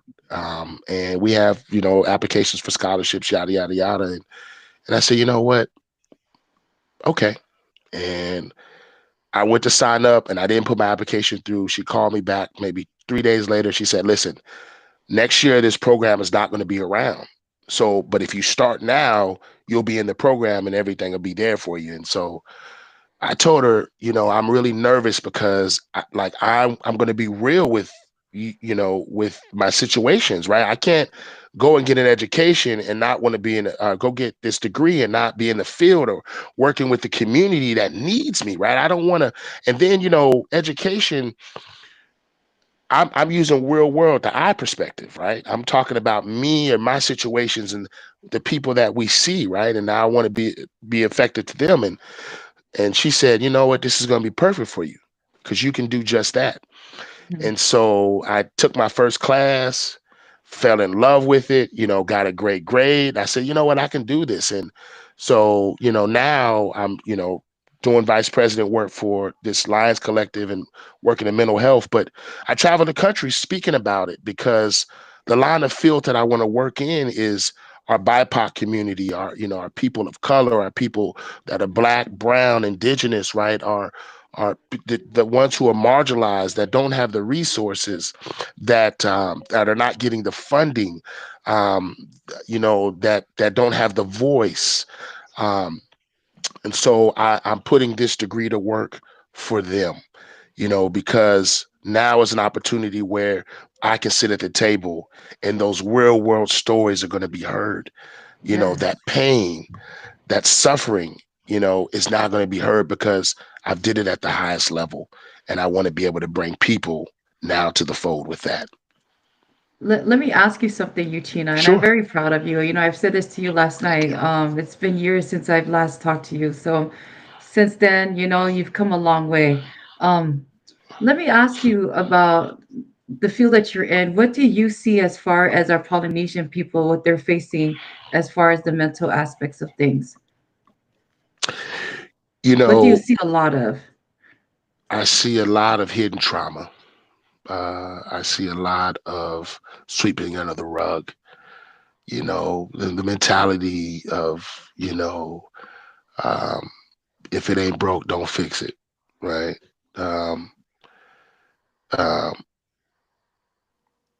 and right now, more than ever, we're coming into like this enlightenment, right? Nothing is new up under the sun. Things that have been happening since the beginning of time. It's just where we've lost our voice at, where have we lost the spirit to do, to be able to speak. And so that hidden trauma is attributed to that. Um, and the roles that we have, especially in the Polynesian community, are similar to the the African American community, the Nigerian community, the matriarch and the patriarch roles and the nurturing and things like that. But what I do see is a lot of trauma where people are not able to speak up, right? For fear of retaliation, fear of guilt, opening up a whole wormhole of stuff that's probably been going on for years. Um, and I've had to see that within my own family, right? With individuals who have been that have had damage done to them, like confront them. Why can't you confront them? Well, it's nobody was going to believe me, or they're going to say it's my fault, or you led to this, or it's so there's so much guilt, blaming, and so many things. But the one thing we never ever talk about is how to heal. See, we can always talk about how we're hurting, but no one wants to talk about the process of healing. And I think that more than ever,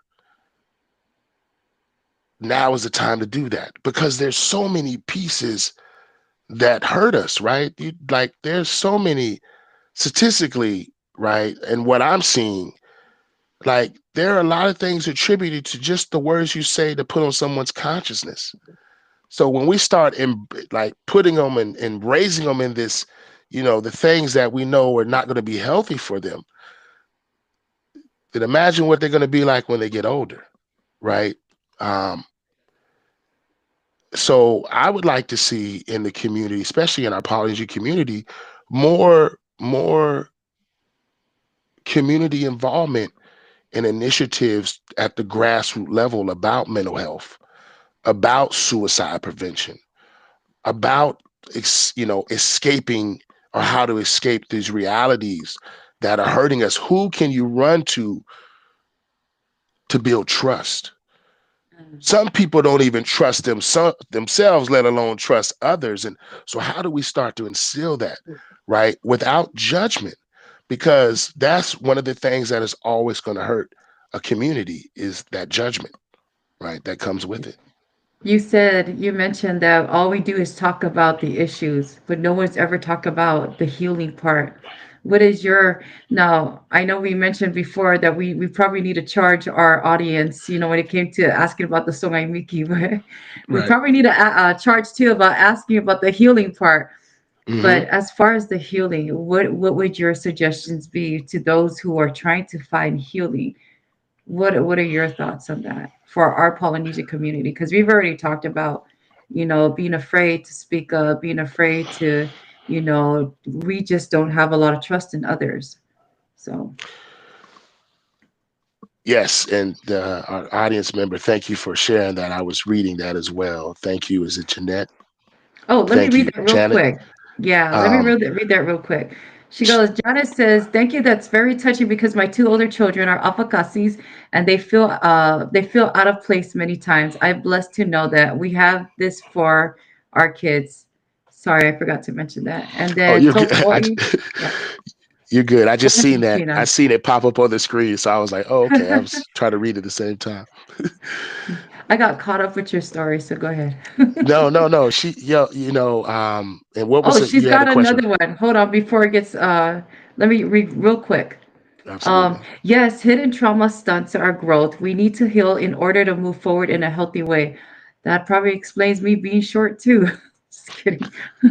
But That it is stunt your true growth, though. huh? That really stunted your growth. Yes, still trying.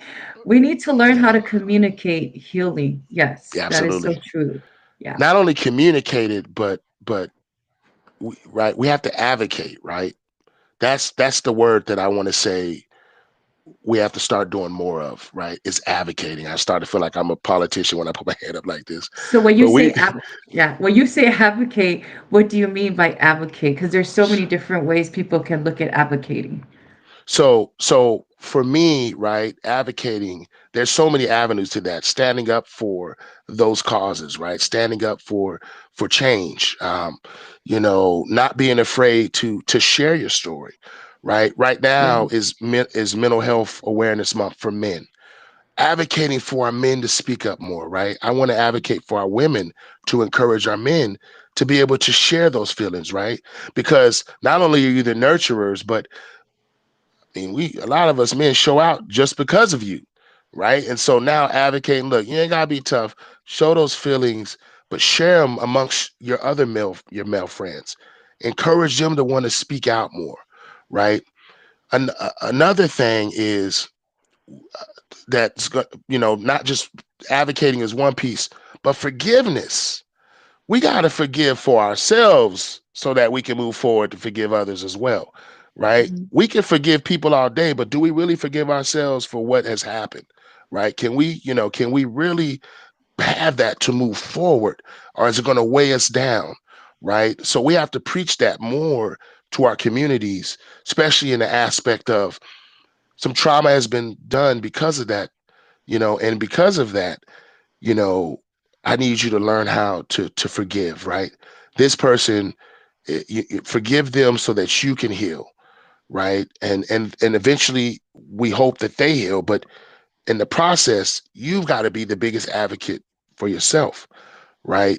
Not being able to share when you're not feeling right, telling someone, "Hey, today is not my day," right? Sharing with someone, especially if something's boggling you down, finding someone you can confide and trust in, and being able to share. You don't have to give them all the meat and potatoes, but just something so that someone is aware. There's a commercial. I don't know if you ever seen this one, you guys, but there was a commercial where a gentleman, there's two people sitting at a soccer game, right? And they're both cheering on the soccer team. They're both cheering, and they show game after game. And, the guy's cheering loud. The other guy's kind of just sitting in the chair, hey, but at the end, it's only one sitting there in the chair. Who do you think was missing? Was it the guy cheering loud, or was it the guy in the chair like, was like, I was just gonna think the opposite and say the guy that was cheering loud. the guy that was cheering loud is the one who killed him, that unalived himself, right? I And figure. so that's where we are in this world. Is everybody, we have this mask on, Hmm. and we right now is a time where we all need to heal, right? Yeah, There's a pain that we all are dealing with, and if we can start to encourage that dialogue, I think we'll be okay. We can start that process. I appreciate that, Uchenna. Thank you so much. Um, you Yes, know, and validating each other's story. Thank you. yeah. You're absolutely right. Acknowledging that, right? Because we deal Hmm. with so much. One of the things that I do with people. Hmm. So I started a new series. It's called Stories from the Ride, right? And it's just the journey of life. And I ask people some of the hard questions, right? And one of the things that I want people to be able to understand, especially with hard stuff, is the vulnerability that goes along with that, right? We have to acknowledge that within people, especially for people being vulnerable to step up and share what they just been through, right? It takes a lot of courage, right? A lot of emotional stability to share when you have been done wrong, hurt, offended, um, something traumatic has happened to you. It takes a lot to do that. And we have to first and foremost thank someone for just coming to that space and place and time to be able to share that first and foremost, and then from that point acknowledging that, and then telling them, how can we move forward, not only for you but together, because now you're invested in that. That's now a part of your well-being, right? You want to make sure they're doing well, and so having that, right, and holding each other accountable is something big too. Janet goes on to say, also letting them know it's a safe place to share and listen to each other. Mhm. Absolutely. Absolutely. Um, Absolutely. I wanted to switch gears, and I appreciate you giving us those advices because that's something that even though we've heard it before, we forget because Hmm. we intentionally don't want to share because of the trauma that we've been through and the experience of feeling like betrayed and Absolutely. so with this podcast we try to tell everyone you come up here, tell your story, your journey, and you start to realize that everybody is the same. It's just different paths, but it's the same type of experience in different ways, and we can learn from each other and build up with each other's experience. And so, with that said, I wanted to ask, as the younger generation is coming up, you have three beautiful children. How do they see their father? Especially with them being Afakasis, right? Hmm. I love the fact that you instill their Nigerian side and Yeah. also their Samoan, and they're so proud of that. What do you want to leave with your children and be able? And what do you think they'll say about their father? Um, Dad is crazy. Will be my dad is crazy. Nah. Um,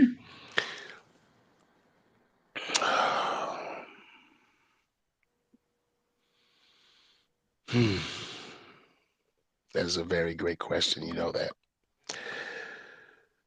Well, each kid is different, right? All my kids are 8 years apart. Um,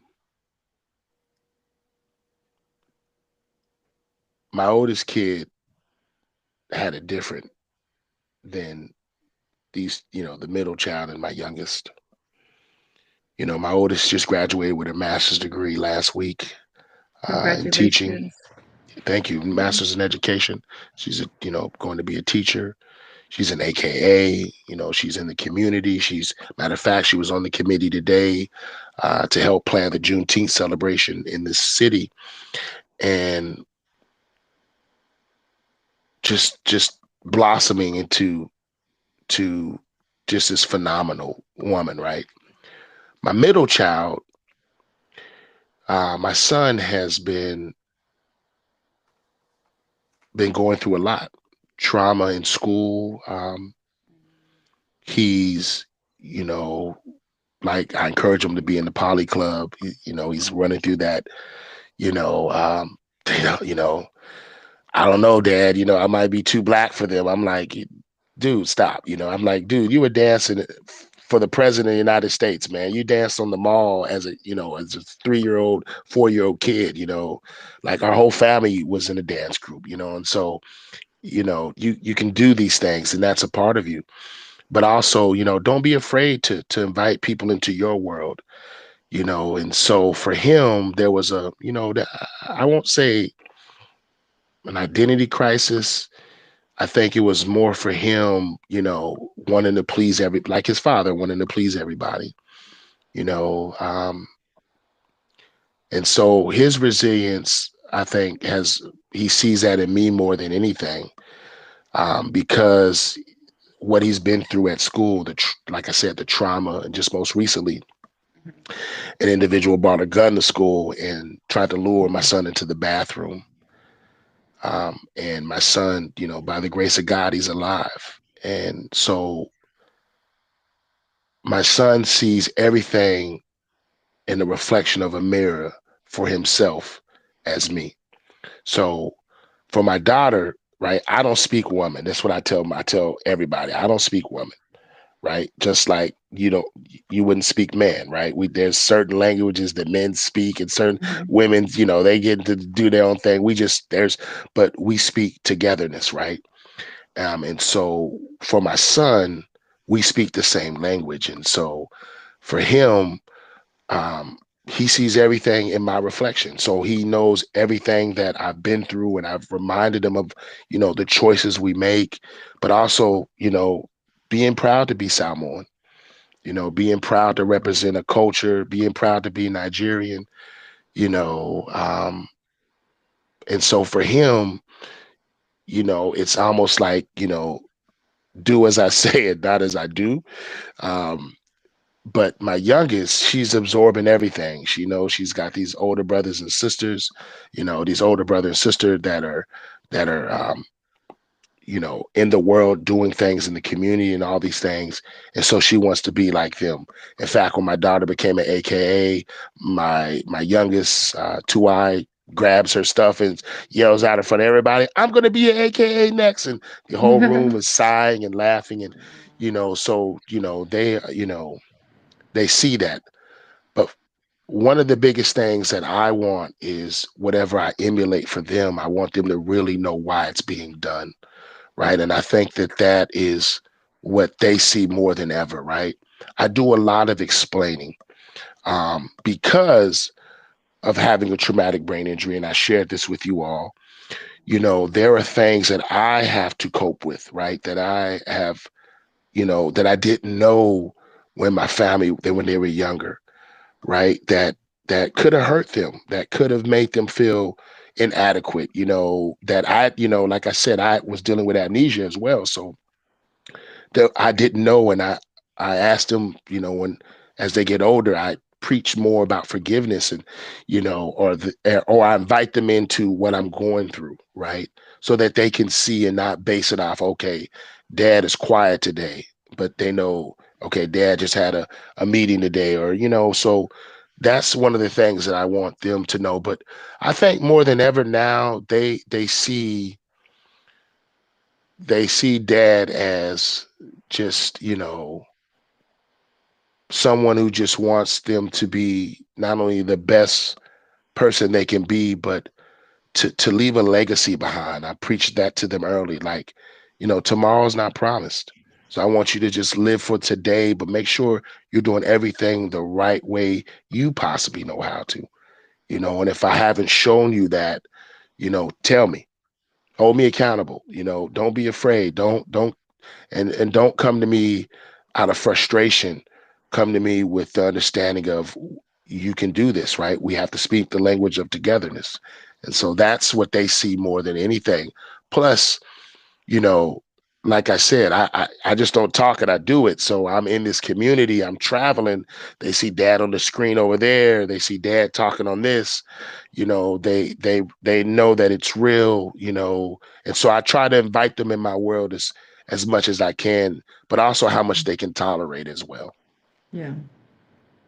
Well, I really appreciate you sharing that, Uchenna. You're welcome. Father's Day is coming up tomorrow.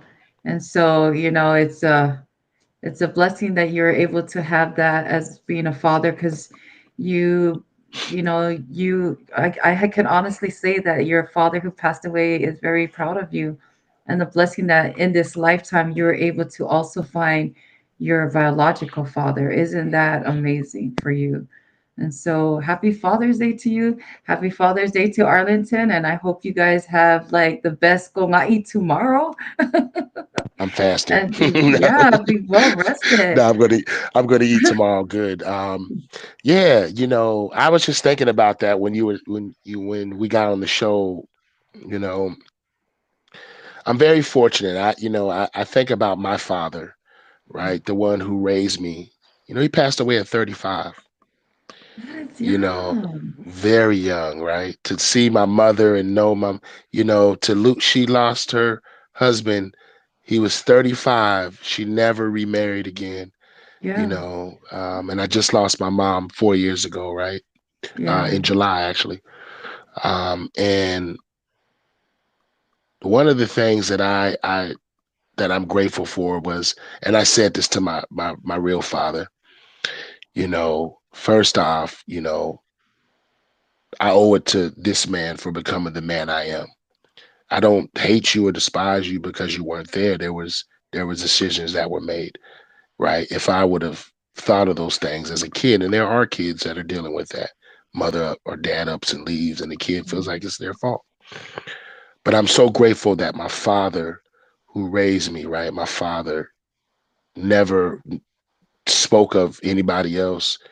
He wore that father badge. I didn't call him that's my stepdad. That's my father. And his love was unconditional, right? And so when I found my real father, um, my senior year of college, man, we talked about that through genealogy, right? yes. Classes.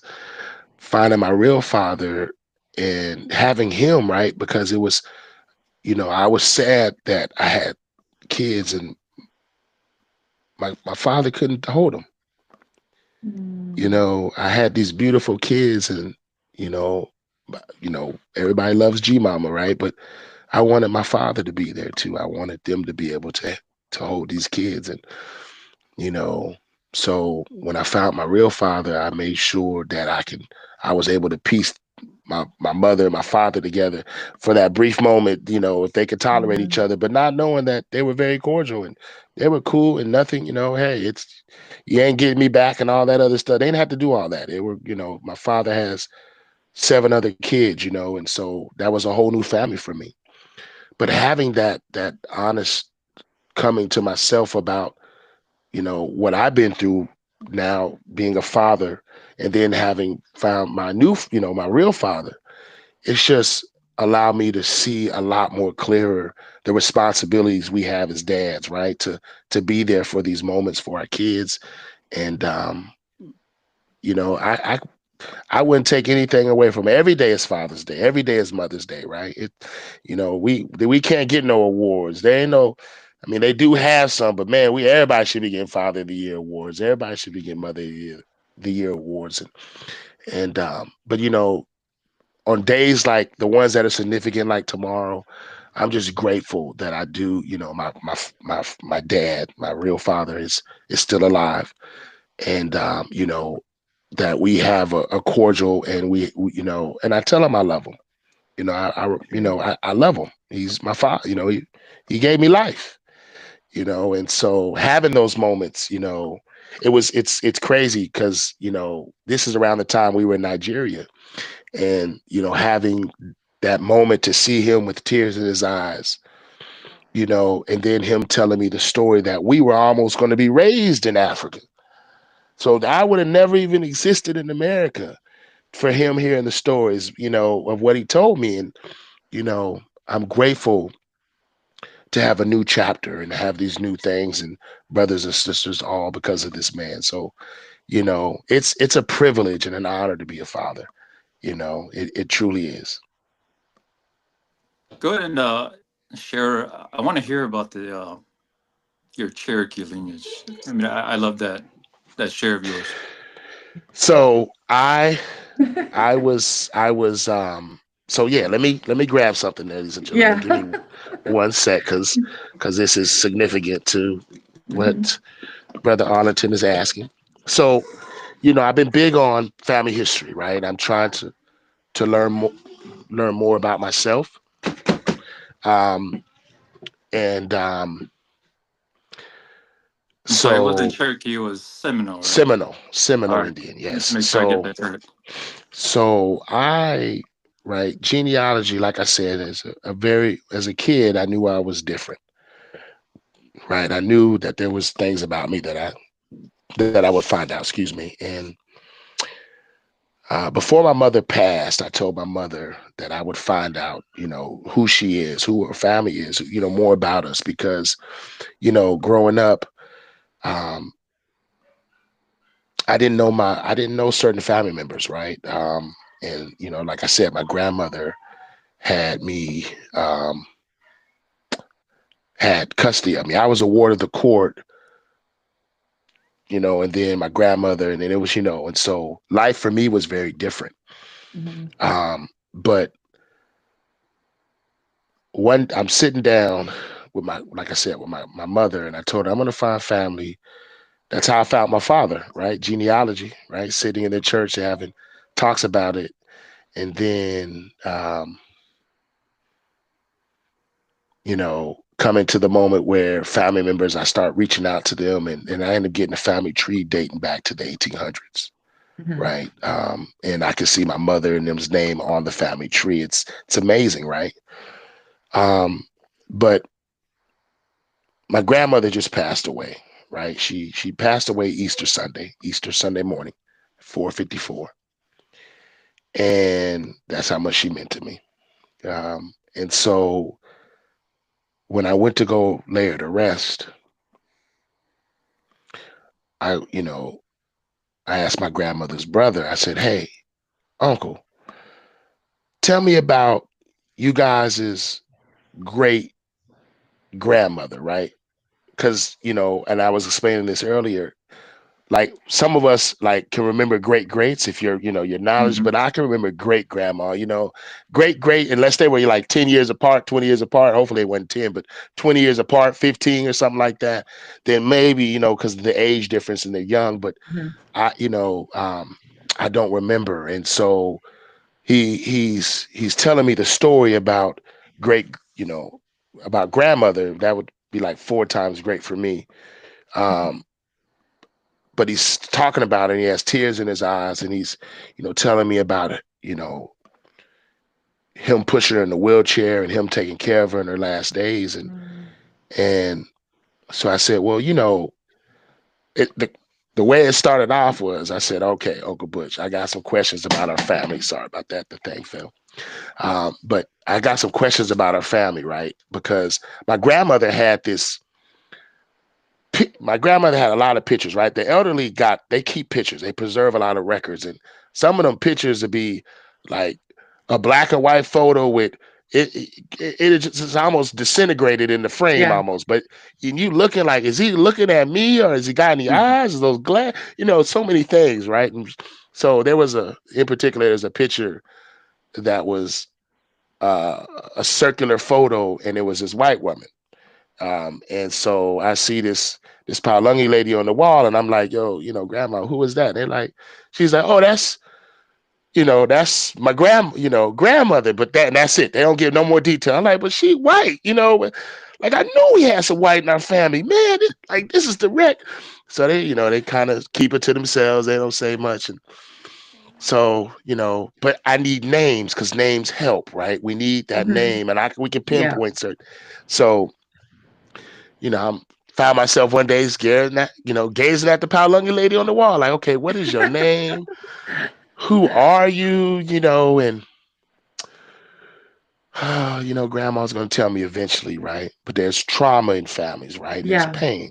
So they'll keep it to To their dying themselves. breath, Yeah. right? There's a lot of people that in their graves like with that as well. And so my grandmother's brother was like, okay, so you got questions, I'm gonna lay them down for you. And so I'm like, so the white lady on the wall, who is the lady, right? And he's like, okay. So he's like, I'm gonna tell you a name, and he gives me. So I immediately pull my phone out and I was writing down the name. He goes, that's my great, our great grandmother, right? Her name is such and such, and she's full blooded Seminole Indian. Mm. And I'm like, get out of here, man. You gotta be kidding me, right? Like, you kidding me. I had some explicit words because I was just like, yo, nobody, like, I can't make this crap up, right? Not only am I finding about who I am, but man, we got real, like, not saying it to say like a joke, like we got Native American in our family, like we really, like, this is real Seminole Indian. He goes, yeah. He goes, but you ain't heard the rest of it. So I go, man, it can't get no better than this. He goes, yeah, man. And her husband was Tongan. There you go. That's the part right there. I was waiting for that. And I said, Uncle Butch to be exact. I said, Uncle Butch, you're kidding me, right? He goes, man, Malo Ilele. I go, what? You know, what? He kept that from you. I said, you're kidding me, man. This is like 1800s type stuff, right? There's not too many records. So he goes, and I said, well, I'll be, man, that 1% Polynesian. Well, there it is, right? Okay. So he's laughing. He was like, oh, they never told you. So I told him, Uncle Butch, man, I'm not heartbroken. Like you like I immediately text the family. Like, soon as he told me, I'm like, yo, guess what, man? We got some target in us too, man.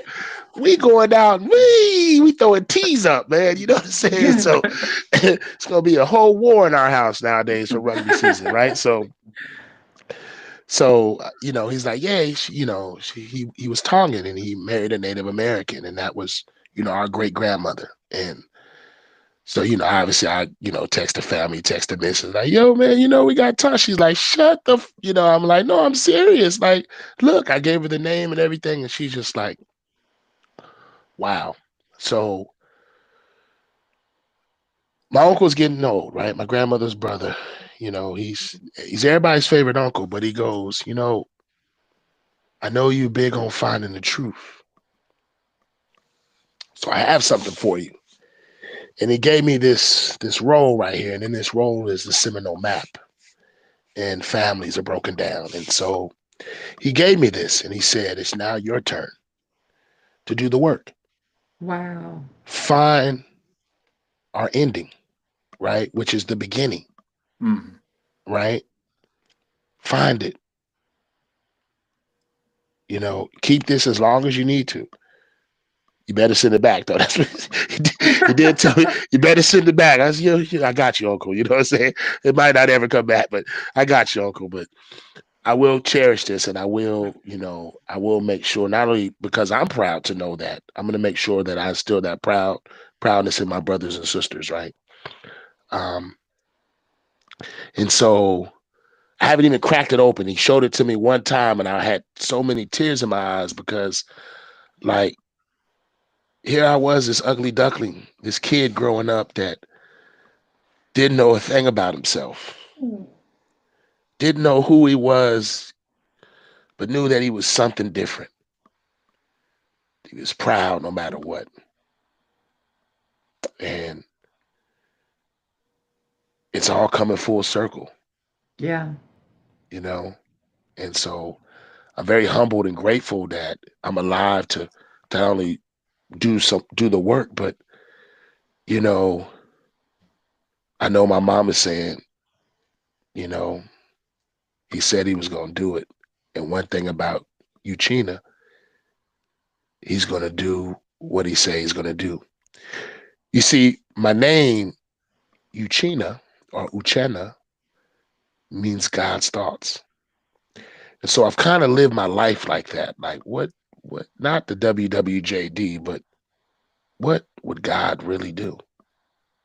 And I try to get closer in moments like that of truly finding peace, right? And this is one of those moments. This is priceless moments that will bring peace to your life and understanding, right?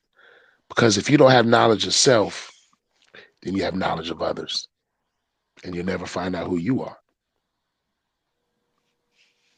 Yeah, I love your story, and going back to what Suluape had mentioned to bridge the gap and listening to your story, everything is connected. And the Yeah. more you're researching, looking through your lineage, Yeah. you're learning more and more about your Polynesian heritage. Now you're learning about your Native American ties and your Nigerian ties and Samoan ties.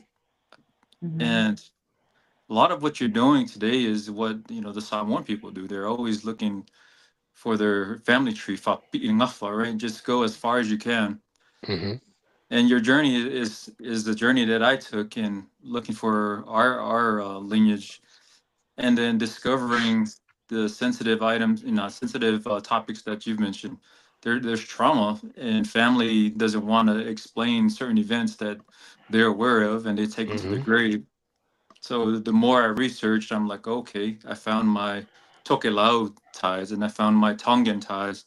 Of course, I knew of Samoan, but just to know that you have that Tongan line, and when you mentioned you found about your Tongan ties, it frustrates you that you watch how we argue today between especially the Samoans and Tongans, because you want to bridge that gap, but you always see that there's so much confrontation. But I want to capture what you're saying, be the person that bridges the gap. And Mhm. I try to emulate that as Hmm. much as people attack whatever, because I put a lot of Samoan stuff out, and I get attacked for from the Tongans as well. But then how do I explain that I'm trying to bridge the gap, because I do have that Tongan blood within me. But that's the biggest piece. I love your story, because I think you've come full circle, and you're Yeah. discovering it, and you're Yeah. you're almost complete there. So um, I pray that Yeah. you complete it all together, and I'd like to hear when you reshare that with us one day. Mhm. Yeah. I almost got, I mean, like, I got tear, I have some tears, man. Like I said, I mean, there's so many doors that are waiting to be, that are going to be opened, right? Um, like, I almost gave up, I almost gave up, right? I mean, we all have those thoughts at times, and because I just felt like I wasn't good enough, like, battling an injury, seeing what the future has for you because of an injury, right? I almost, but I knew that there was something greater than me, and I knew that I was special, right? Um, like, no one has all the answers, right? And I know that for people who are trying to find themselves, who are trying to learn more about who they are, their culture, what is holding them, um, you know, um, that's keeping them elevated, right? Um, I just want to encourage people not to give up for that, right? And do no saying I'm trying, say I'm doing, right? I have a friend of mine who's by the name of Sticky Fingers from the group Onyx, right? The rap group Onyx. And shout out to Sticky. When we have conversations, it's him reminding me when I say, man, I'm trying. Nah, man, you're doing. I'm work. You've done it. It's done already. Changing that mentality was something that was important, because if I wouldn't have thought about that, then me not wanting to have that inquisitive mind to ask my uncle about their family, especially in a time of grief. This man could have been like, "Yeah, nephew, man, shut up, leave me alone." You know how people get, man, boy. Yeah. You know, get out of my face. You know what I'm saying? Anything. But for him to have that moment, right? That true God love, because that's what's coming out. He's pouring out what the ancestors have bled and died and have put in records of Mhm. speaking, right? And storytelling. That's what he did for me, and it's so crazy because that night he takes me out, right? I love my uncle, right? He takes me out and we go out and we're going around the town and he's taking me around his little areas, right? So they're like, okay, everybody knows my uncle. But then they're like, okay, who is the brother that's with you? And they like, well, he don't look, he got like chinky eyes, and he look a little different. Like, who is, and he's like, that's my nephew, right? That's my sister's grandkids, right? So Mm. and he but I heard him speaking one day, right? At this when we were at this out, the night on the town. And what he said to me, the reason why I'm still clutching this thing is because he said I gave him a piece of knowledge that he will never forget. And for that alone, I taught him everything he knows. So, that means so much to me because like I said earlier, who we are and what we carry with us is so important, right? These materialistics, it's not going to matter in the end. You Yeah. ain't going to be able to drive no Charger at 90. You No. barely going to, hopefully you can scrub your own body, but, but those memories, right? The people we wrap ourselves around with, hopefully, and we pray that they'll be back. And so, you know, I'm grateful for that. And as I get closer to my ancestors, as I get closer to the culture that I'm now finding out about myself, I just want the people to know I'm not. Yes, I'm going to try to get my Native American card. I want to see if I want to do the research when the time is right. I would love to go and get that. No, I'm not. Coming in officially to over claim that I'm 100% Tongan. I'm not going to do that. I might throw a T up here and there. I will show you this. The record. But making light of the situation. But I am here to bridge a gap. So when you see me, don't be a stranger. Please come up and speak. And I'm here to love. I'm here to connect. I'm here to collaborate. So yeah. No, I just want to say congratulations. You may have, whether you understood it or not, but there are certain people that are entrusted with, what we call in Samoa Miasina, right? So Mm, these are the treasures that you probably didn't know existed within your family, but now the torch is passed to you, specifically you for a reason, because someone has looked at all the research and the efforts that you are pursuing and said, this is the one. Because there are so many other ones to your left, to your right, that they could have given it to, but they were waiting for that one day. Which one is going to rise, right? Like they say in Samoa, mm, right? Where is mm-hmm. the person going to rise to, to carry on, the family jewel? So, Hmm. or family treasure. So, congratulations, I you're agree with the you on one. that. It's Arlington. It's crazy you say that. When I went to Nigeria, my twin didn't make it. It hurt. It hurt because that was an experience I wanted to have with him. Like we made it, man. I cried. You know, um, I'll share this with you. When I got to Africa, first off, they were like, you're military. I'm like, bro, I got locks in my hair. I'm like, wait a minute, how can you? He's like, man, your demeanor, because my head's on a swivel. I'm looking, checking six. I'm back on the wall. And so the guy, he's a soldier in African. So I'm not trying to tell him I don't want to be kidnapped or nothing like that. So I'm trying to keep low profile, right, in and out through the airport. But my last name, right? Uh, they see the Eze and they say, "Do you know who you are?" And to hear that, in a land that you know you're from, it really is profound.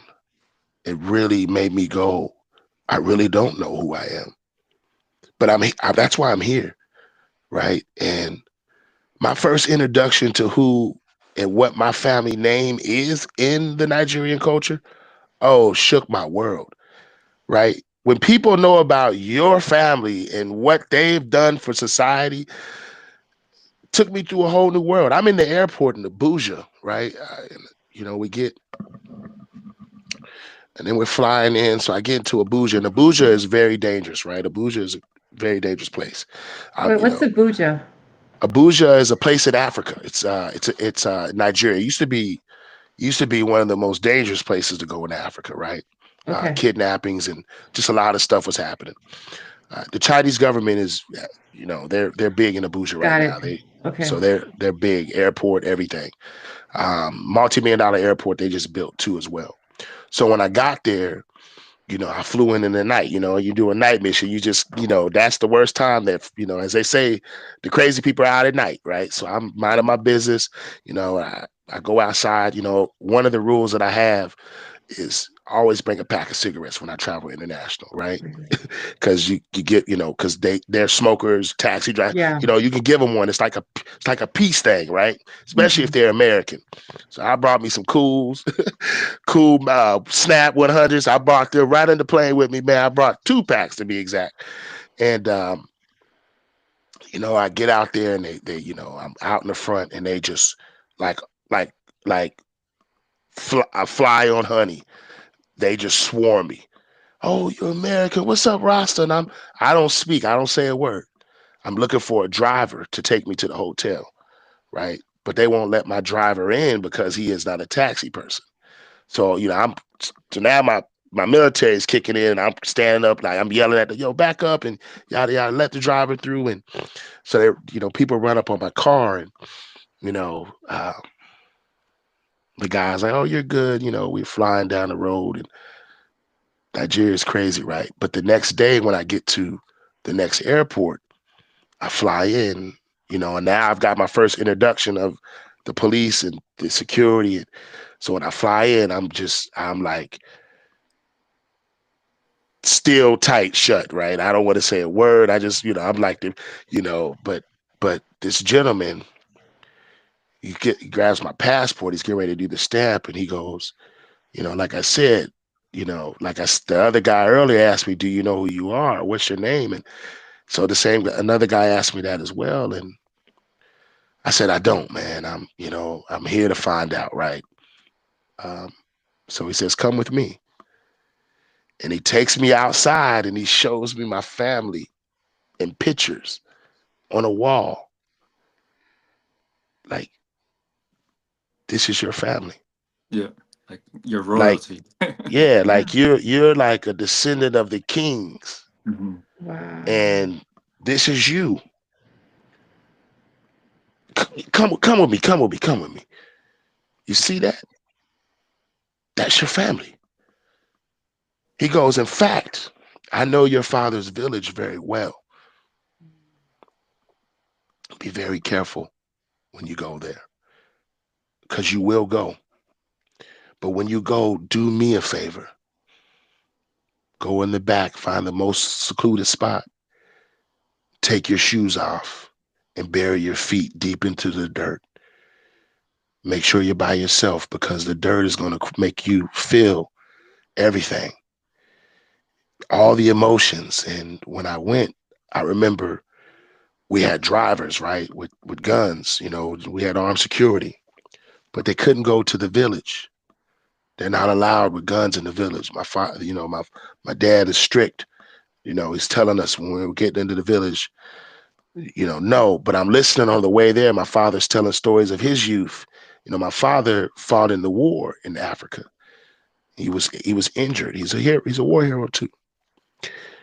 And so he's telling us stories, and then he lays at one story on me that changes my life. He goes, 2 weeks before you guys got here, they massacred 14 people in the village next to us. Mhm. So I didn't want to bring you here, but this is destiny, and nothing's going to stop destiny. Nothing's going to stop fate. Even if it's your last breath, this is destiny. And so I remember in secret, I told the driver, when we get there, just give me a moment by myself. Don't let anybody come wherever you take me. Don't let anybody come past that point. because he knew my father's village, he knew exactly where to take me.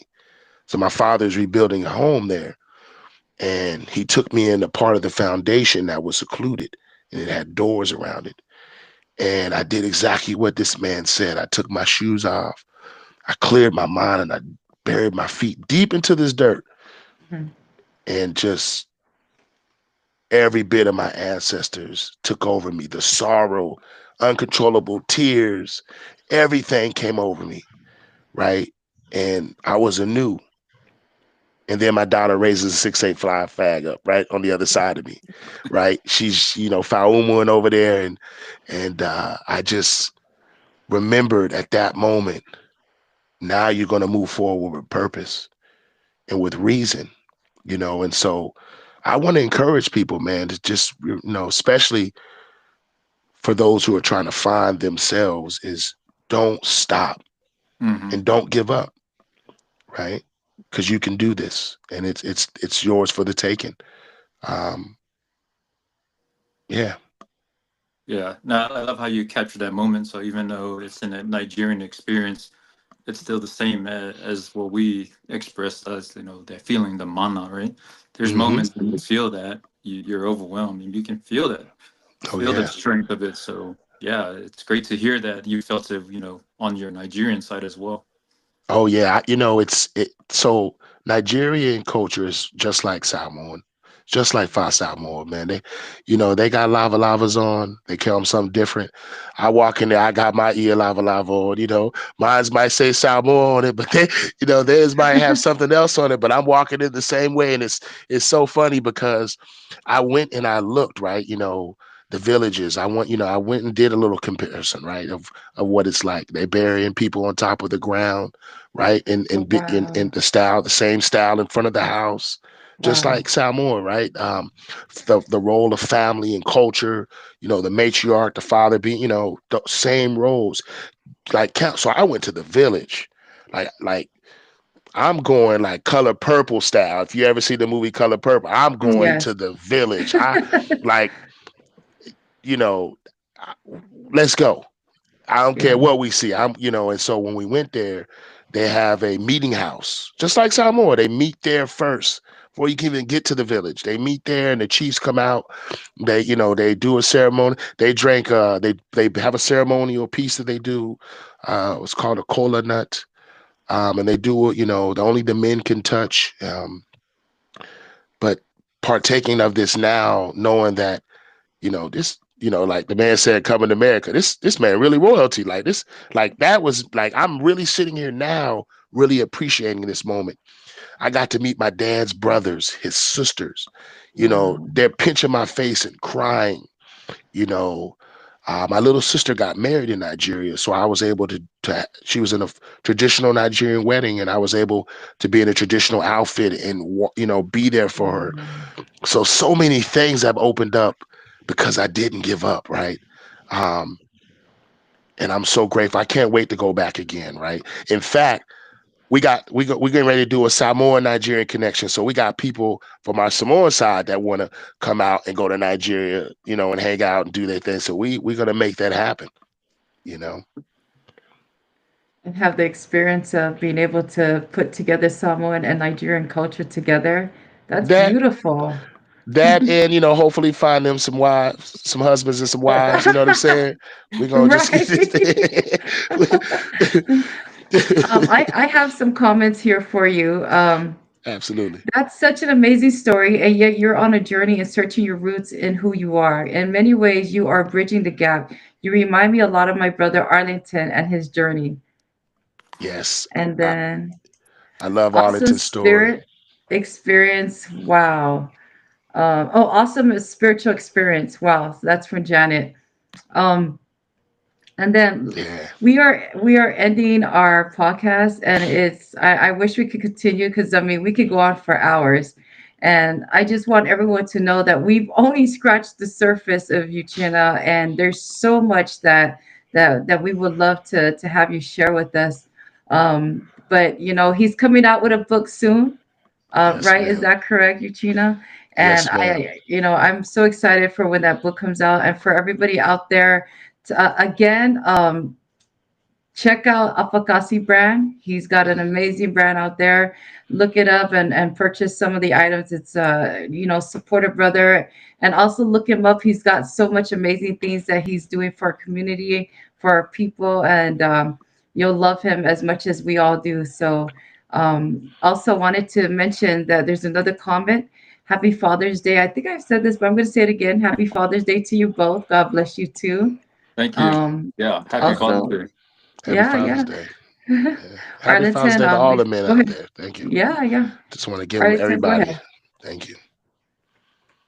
Yeah, like Leah said, appreciate everything you've shared. A lot of it, Yeah.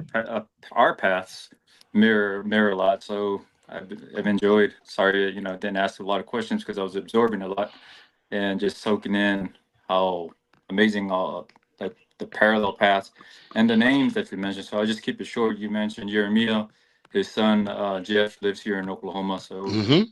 just you probably remember Jeff as a little kid, but he's here in Oklahoma with us. Jeff. Let me tell you something. So Jeff was one of the people in the families that took me under his wing. Jeff had his mom, Oh, his sisters. Jeff's mom had three sisters that were all in Germany at the same time. And they were in dance groups, right? And so Jeff, that was one of my, like, we used to kick it. He was a high school, so he went to Nuremberg High School, and you can tell Jeff you met me. Jeff gonna go, oh my goodness, you met one of the twins, or which one? He's gonna say, which one did you meet? But so yeah, me and Jeff, when I was in high school, we were rivals. High schools, he was a cracking people on the football field, and he was a basketball player. As big as he was moving, and he could dunk. But I owe a lot to him. He was very instrumental in keeping me on the right path, and expressing a culture and family. More than anything. Um, Andy Forscreen is another person that I didn't mention. Andy Forscreen, if you're listening, I love you, brother. Happy Father's Day to you as well. Andy Forscreen was one guy that just changed me. He was the most kindest person. Nalu Sateli as well. Some of the most kindest people that just um, really opened their arms, opened their homes. Taukea Panapa, um, so many people that that I hope, and I know that I'm making you proud, but I hope that if you're listening and this message gets out to you, that you know that I'm still living what you told me to do, and it's not easy, but somebody got to do it, and it ain't always gonna be fair, but it will be equal. I gotta mention this one comment. It says, "Oi, cousin Jeff, I was curious when you mentioned the Uremia family." Oh yeah, Jeff Iremia. Yeah, those were good days. I mean, one of the first Samoans that I met, and this is how I'm gonna end it. One of the first Samoans that I had met when we got to Germany um, was a man by the name of Tolu Nua, and Tolu Nua was in a wheelchair. Right, his wife was German. They lived there. He had been there for a while, um, but he took me in. I remember going to a lot of events, and he would just uplifting spirit. And I remember when I got older, there was a book that had, like, some Samoans around the world, right? And he was one of Okay. those people in the book. And he was somebody that not only did he know my mother, which was crazy, he knew my mother, um, you know, just just happened to know her before I met him because of my mom's job and all that. So they were acquainted. And I remember saying, "Hey, totally, you know my mother?" He's like, "Man, my mother's name is Thea." So they're like, "Oh, I know Thea. Everybody knows her, And so, um, but it was because, like I said, have I had a father, but when you're in the military, they're gone a lot. So the community is there and they raise you. And so those are people that have I just want to give love and pour out some genuine thanks to, because you know um Yeah, they, I wouldn't be standing and have, this testimony, if you will, of what I've been Yeah. through. Well, we appreciate you, Uchenna, and appreciate your testimony, your journey, and all that you've experienced to share with all of us, especially our Polynesian community and the Nigerian community out there, and especially being Tongan at the same time. Stop. Love We it. gonna find a full percentage. I'm gonna post it up as soon as. I don't believe in doing the DNA test, because I just, but because I'm gonna find it through knowledge, right? And I think that Yeah. that is, but eventually yeah, Well, you're gonna keep us see me come up posted and on put some it. T's up. Yeah. Nice. Well, we appreciate it. And again, we love you. Thank you so much. Love you And too. please thank your wife and your kids for allowing you to take that opportunity, the time, because you are so busy and the time that you take away from your family is very valuable. So please tell them we said thank you so much. And we love you all of you who are out there viewing. Please take again, look up Uchina and also look up the Afatasi brand. Again, happy Father's Day to you too. Happy Father's Day to everyone else, and make sure you eat a lot. Go not eat tomorrow. Right. Save All some right. for dessert. Yes. Have a good night. You guys all take care, and to God be all the glory. All right. We'll talk to you guys later. So far, so Night. far. All Fast way forward. right.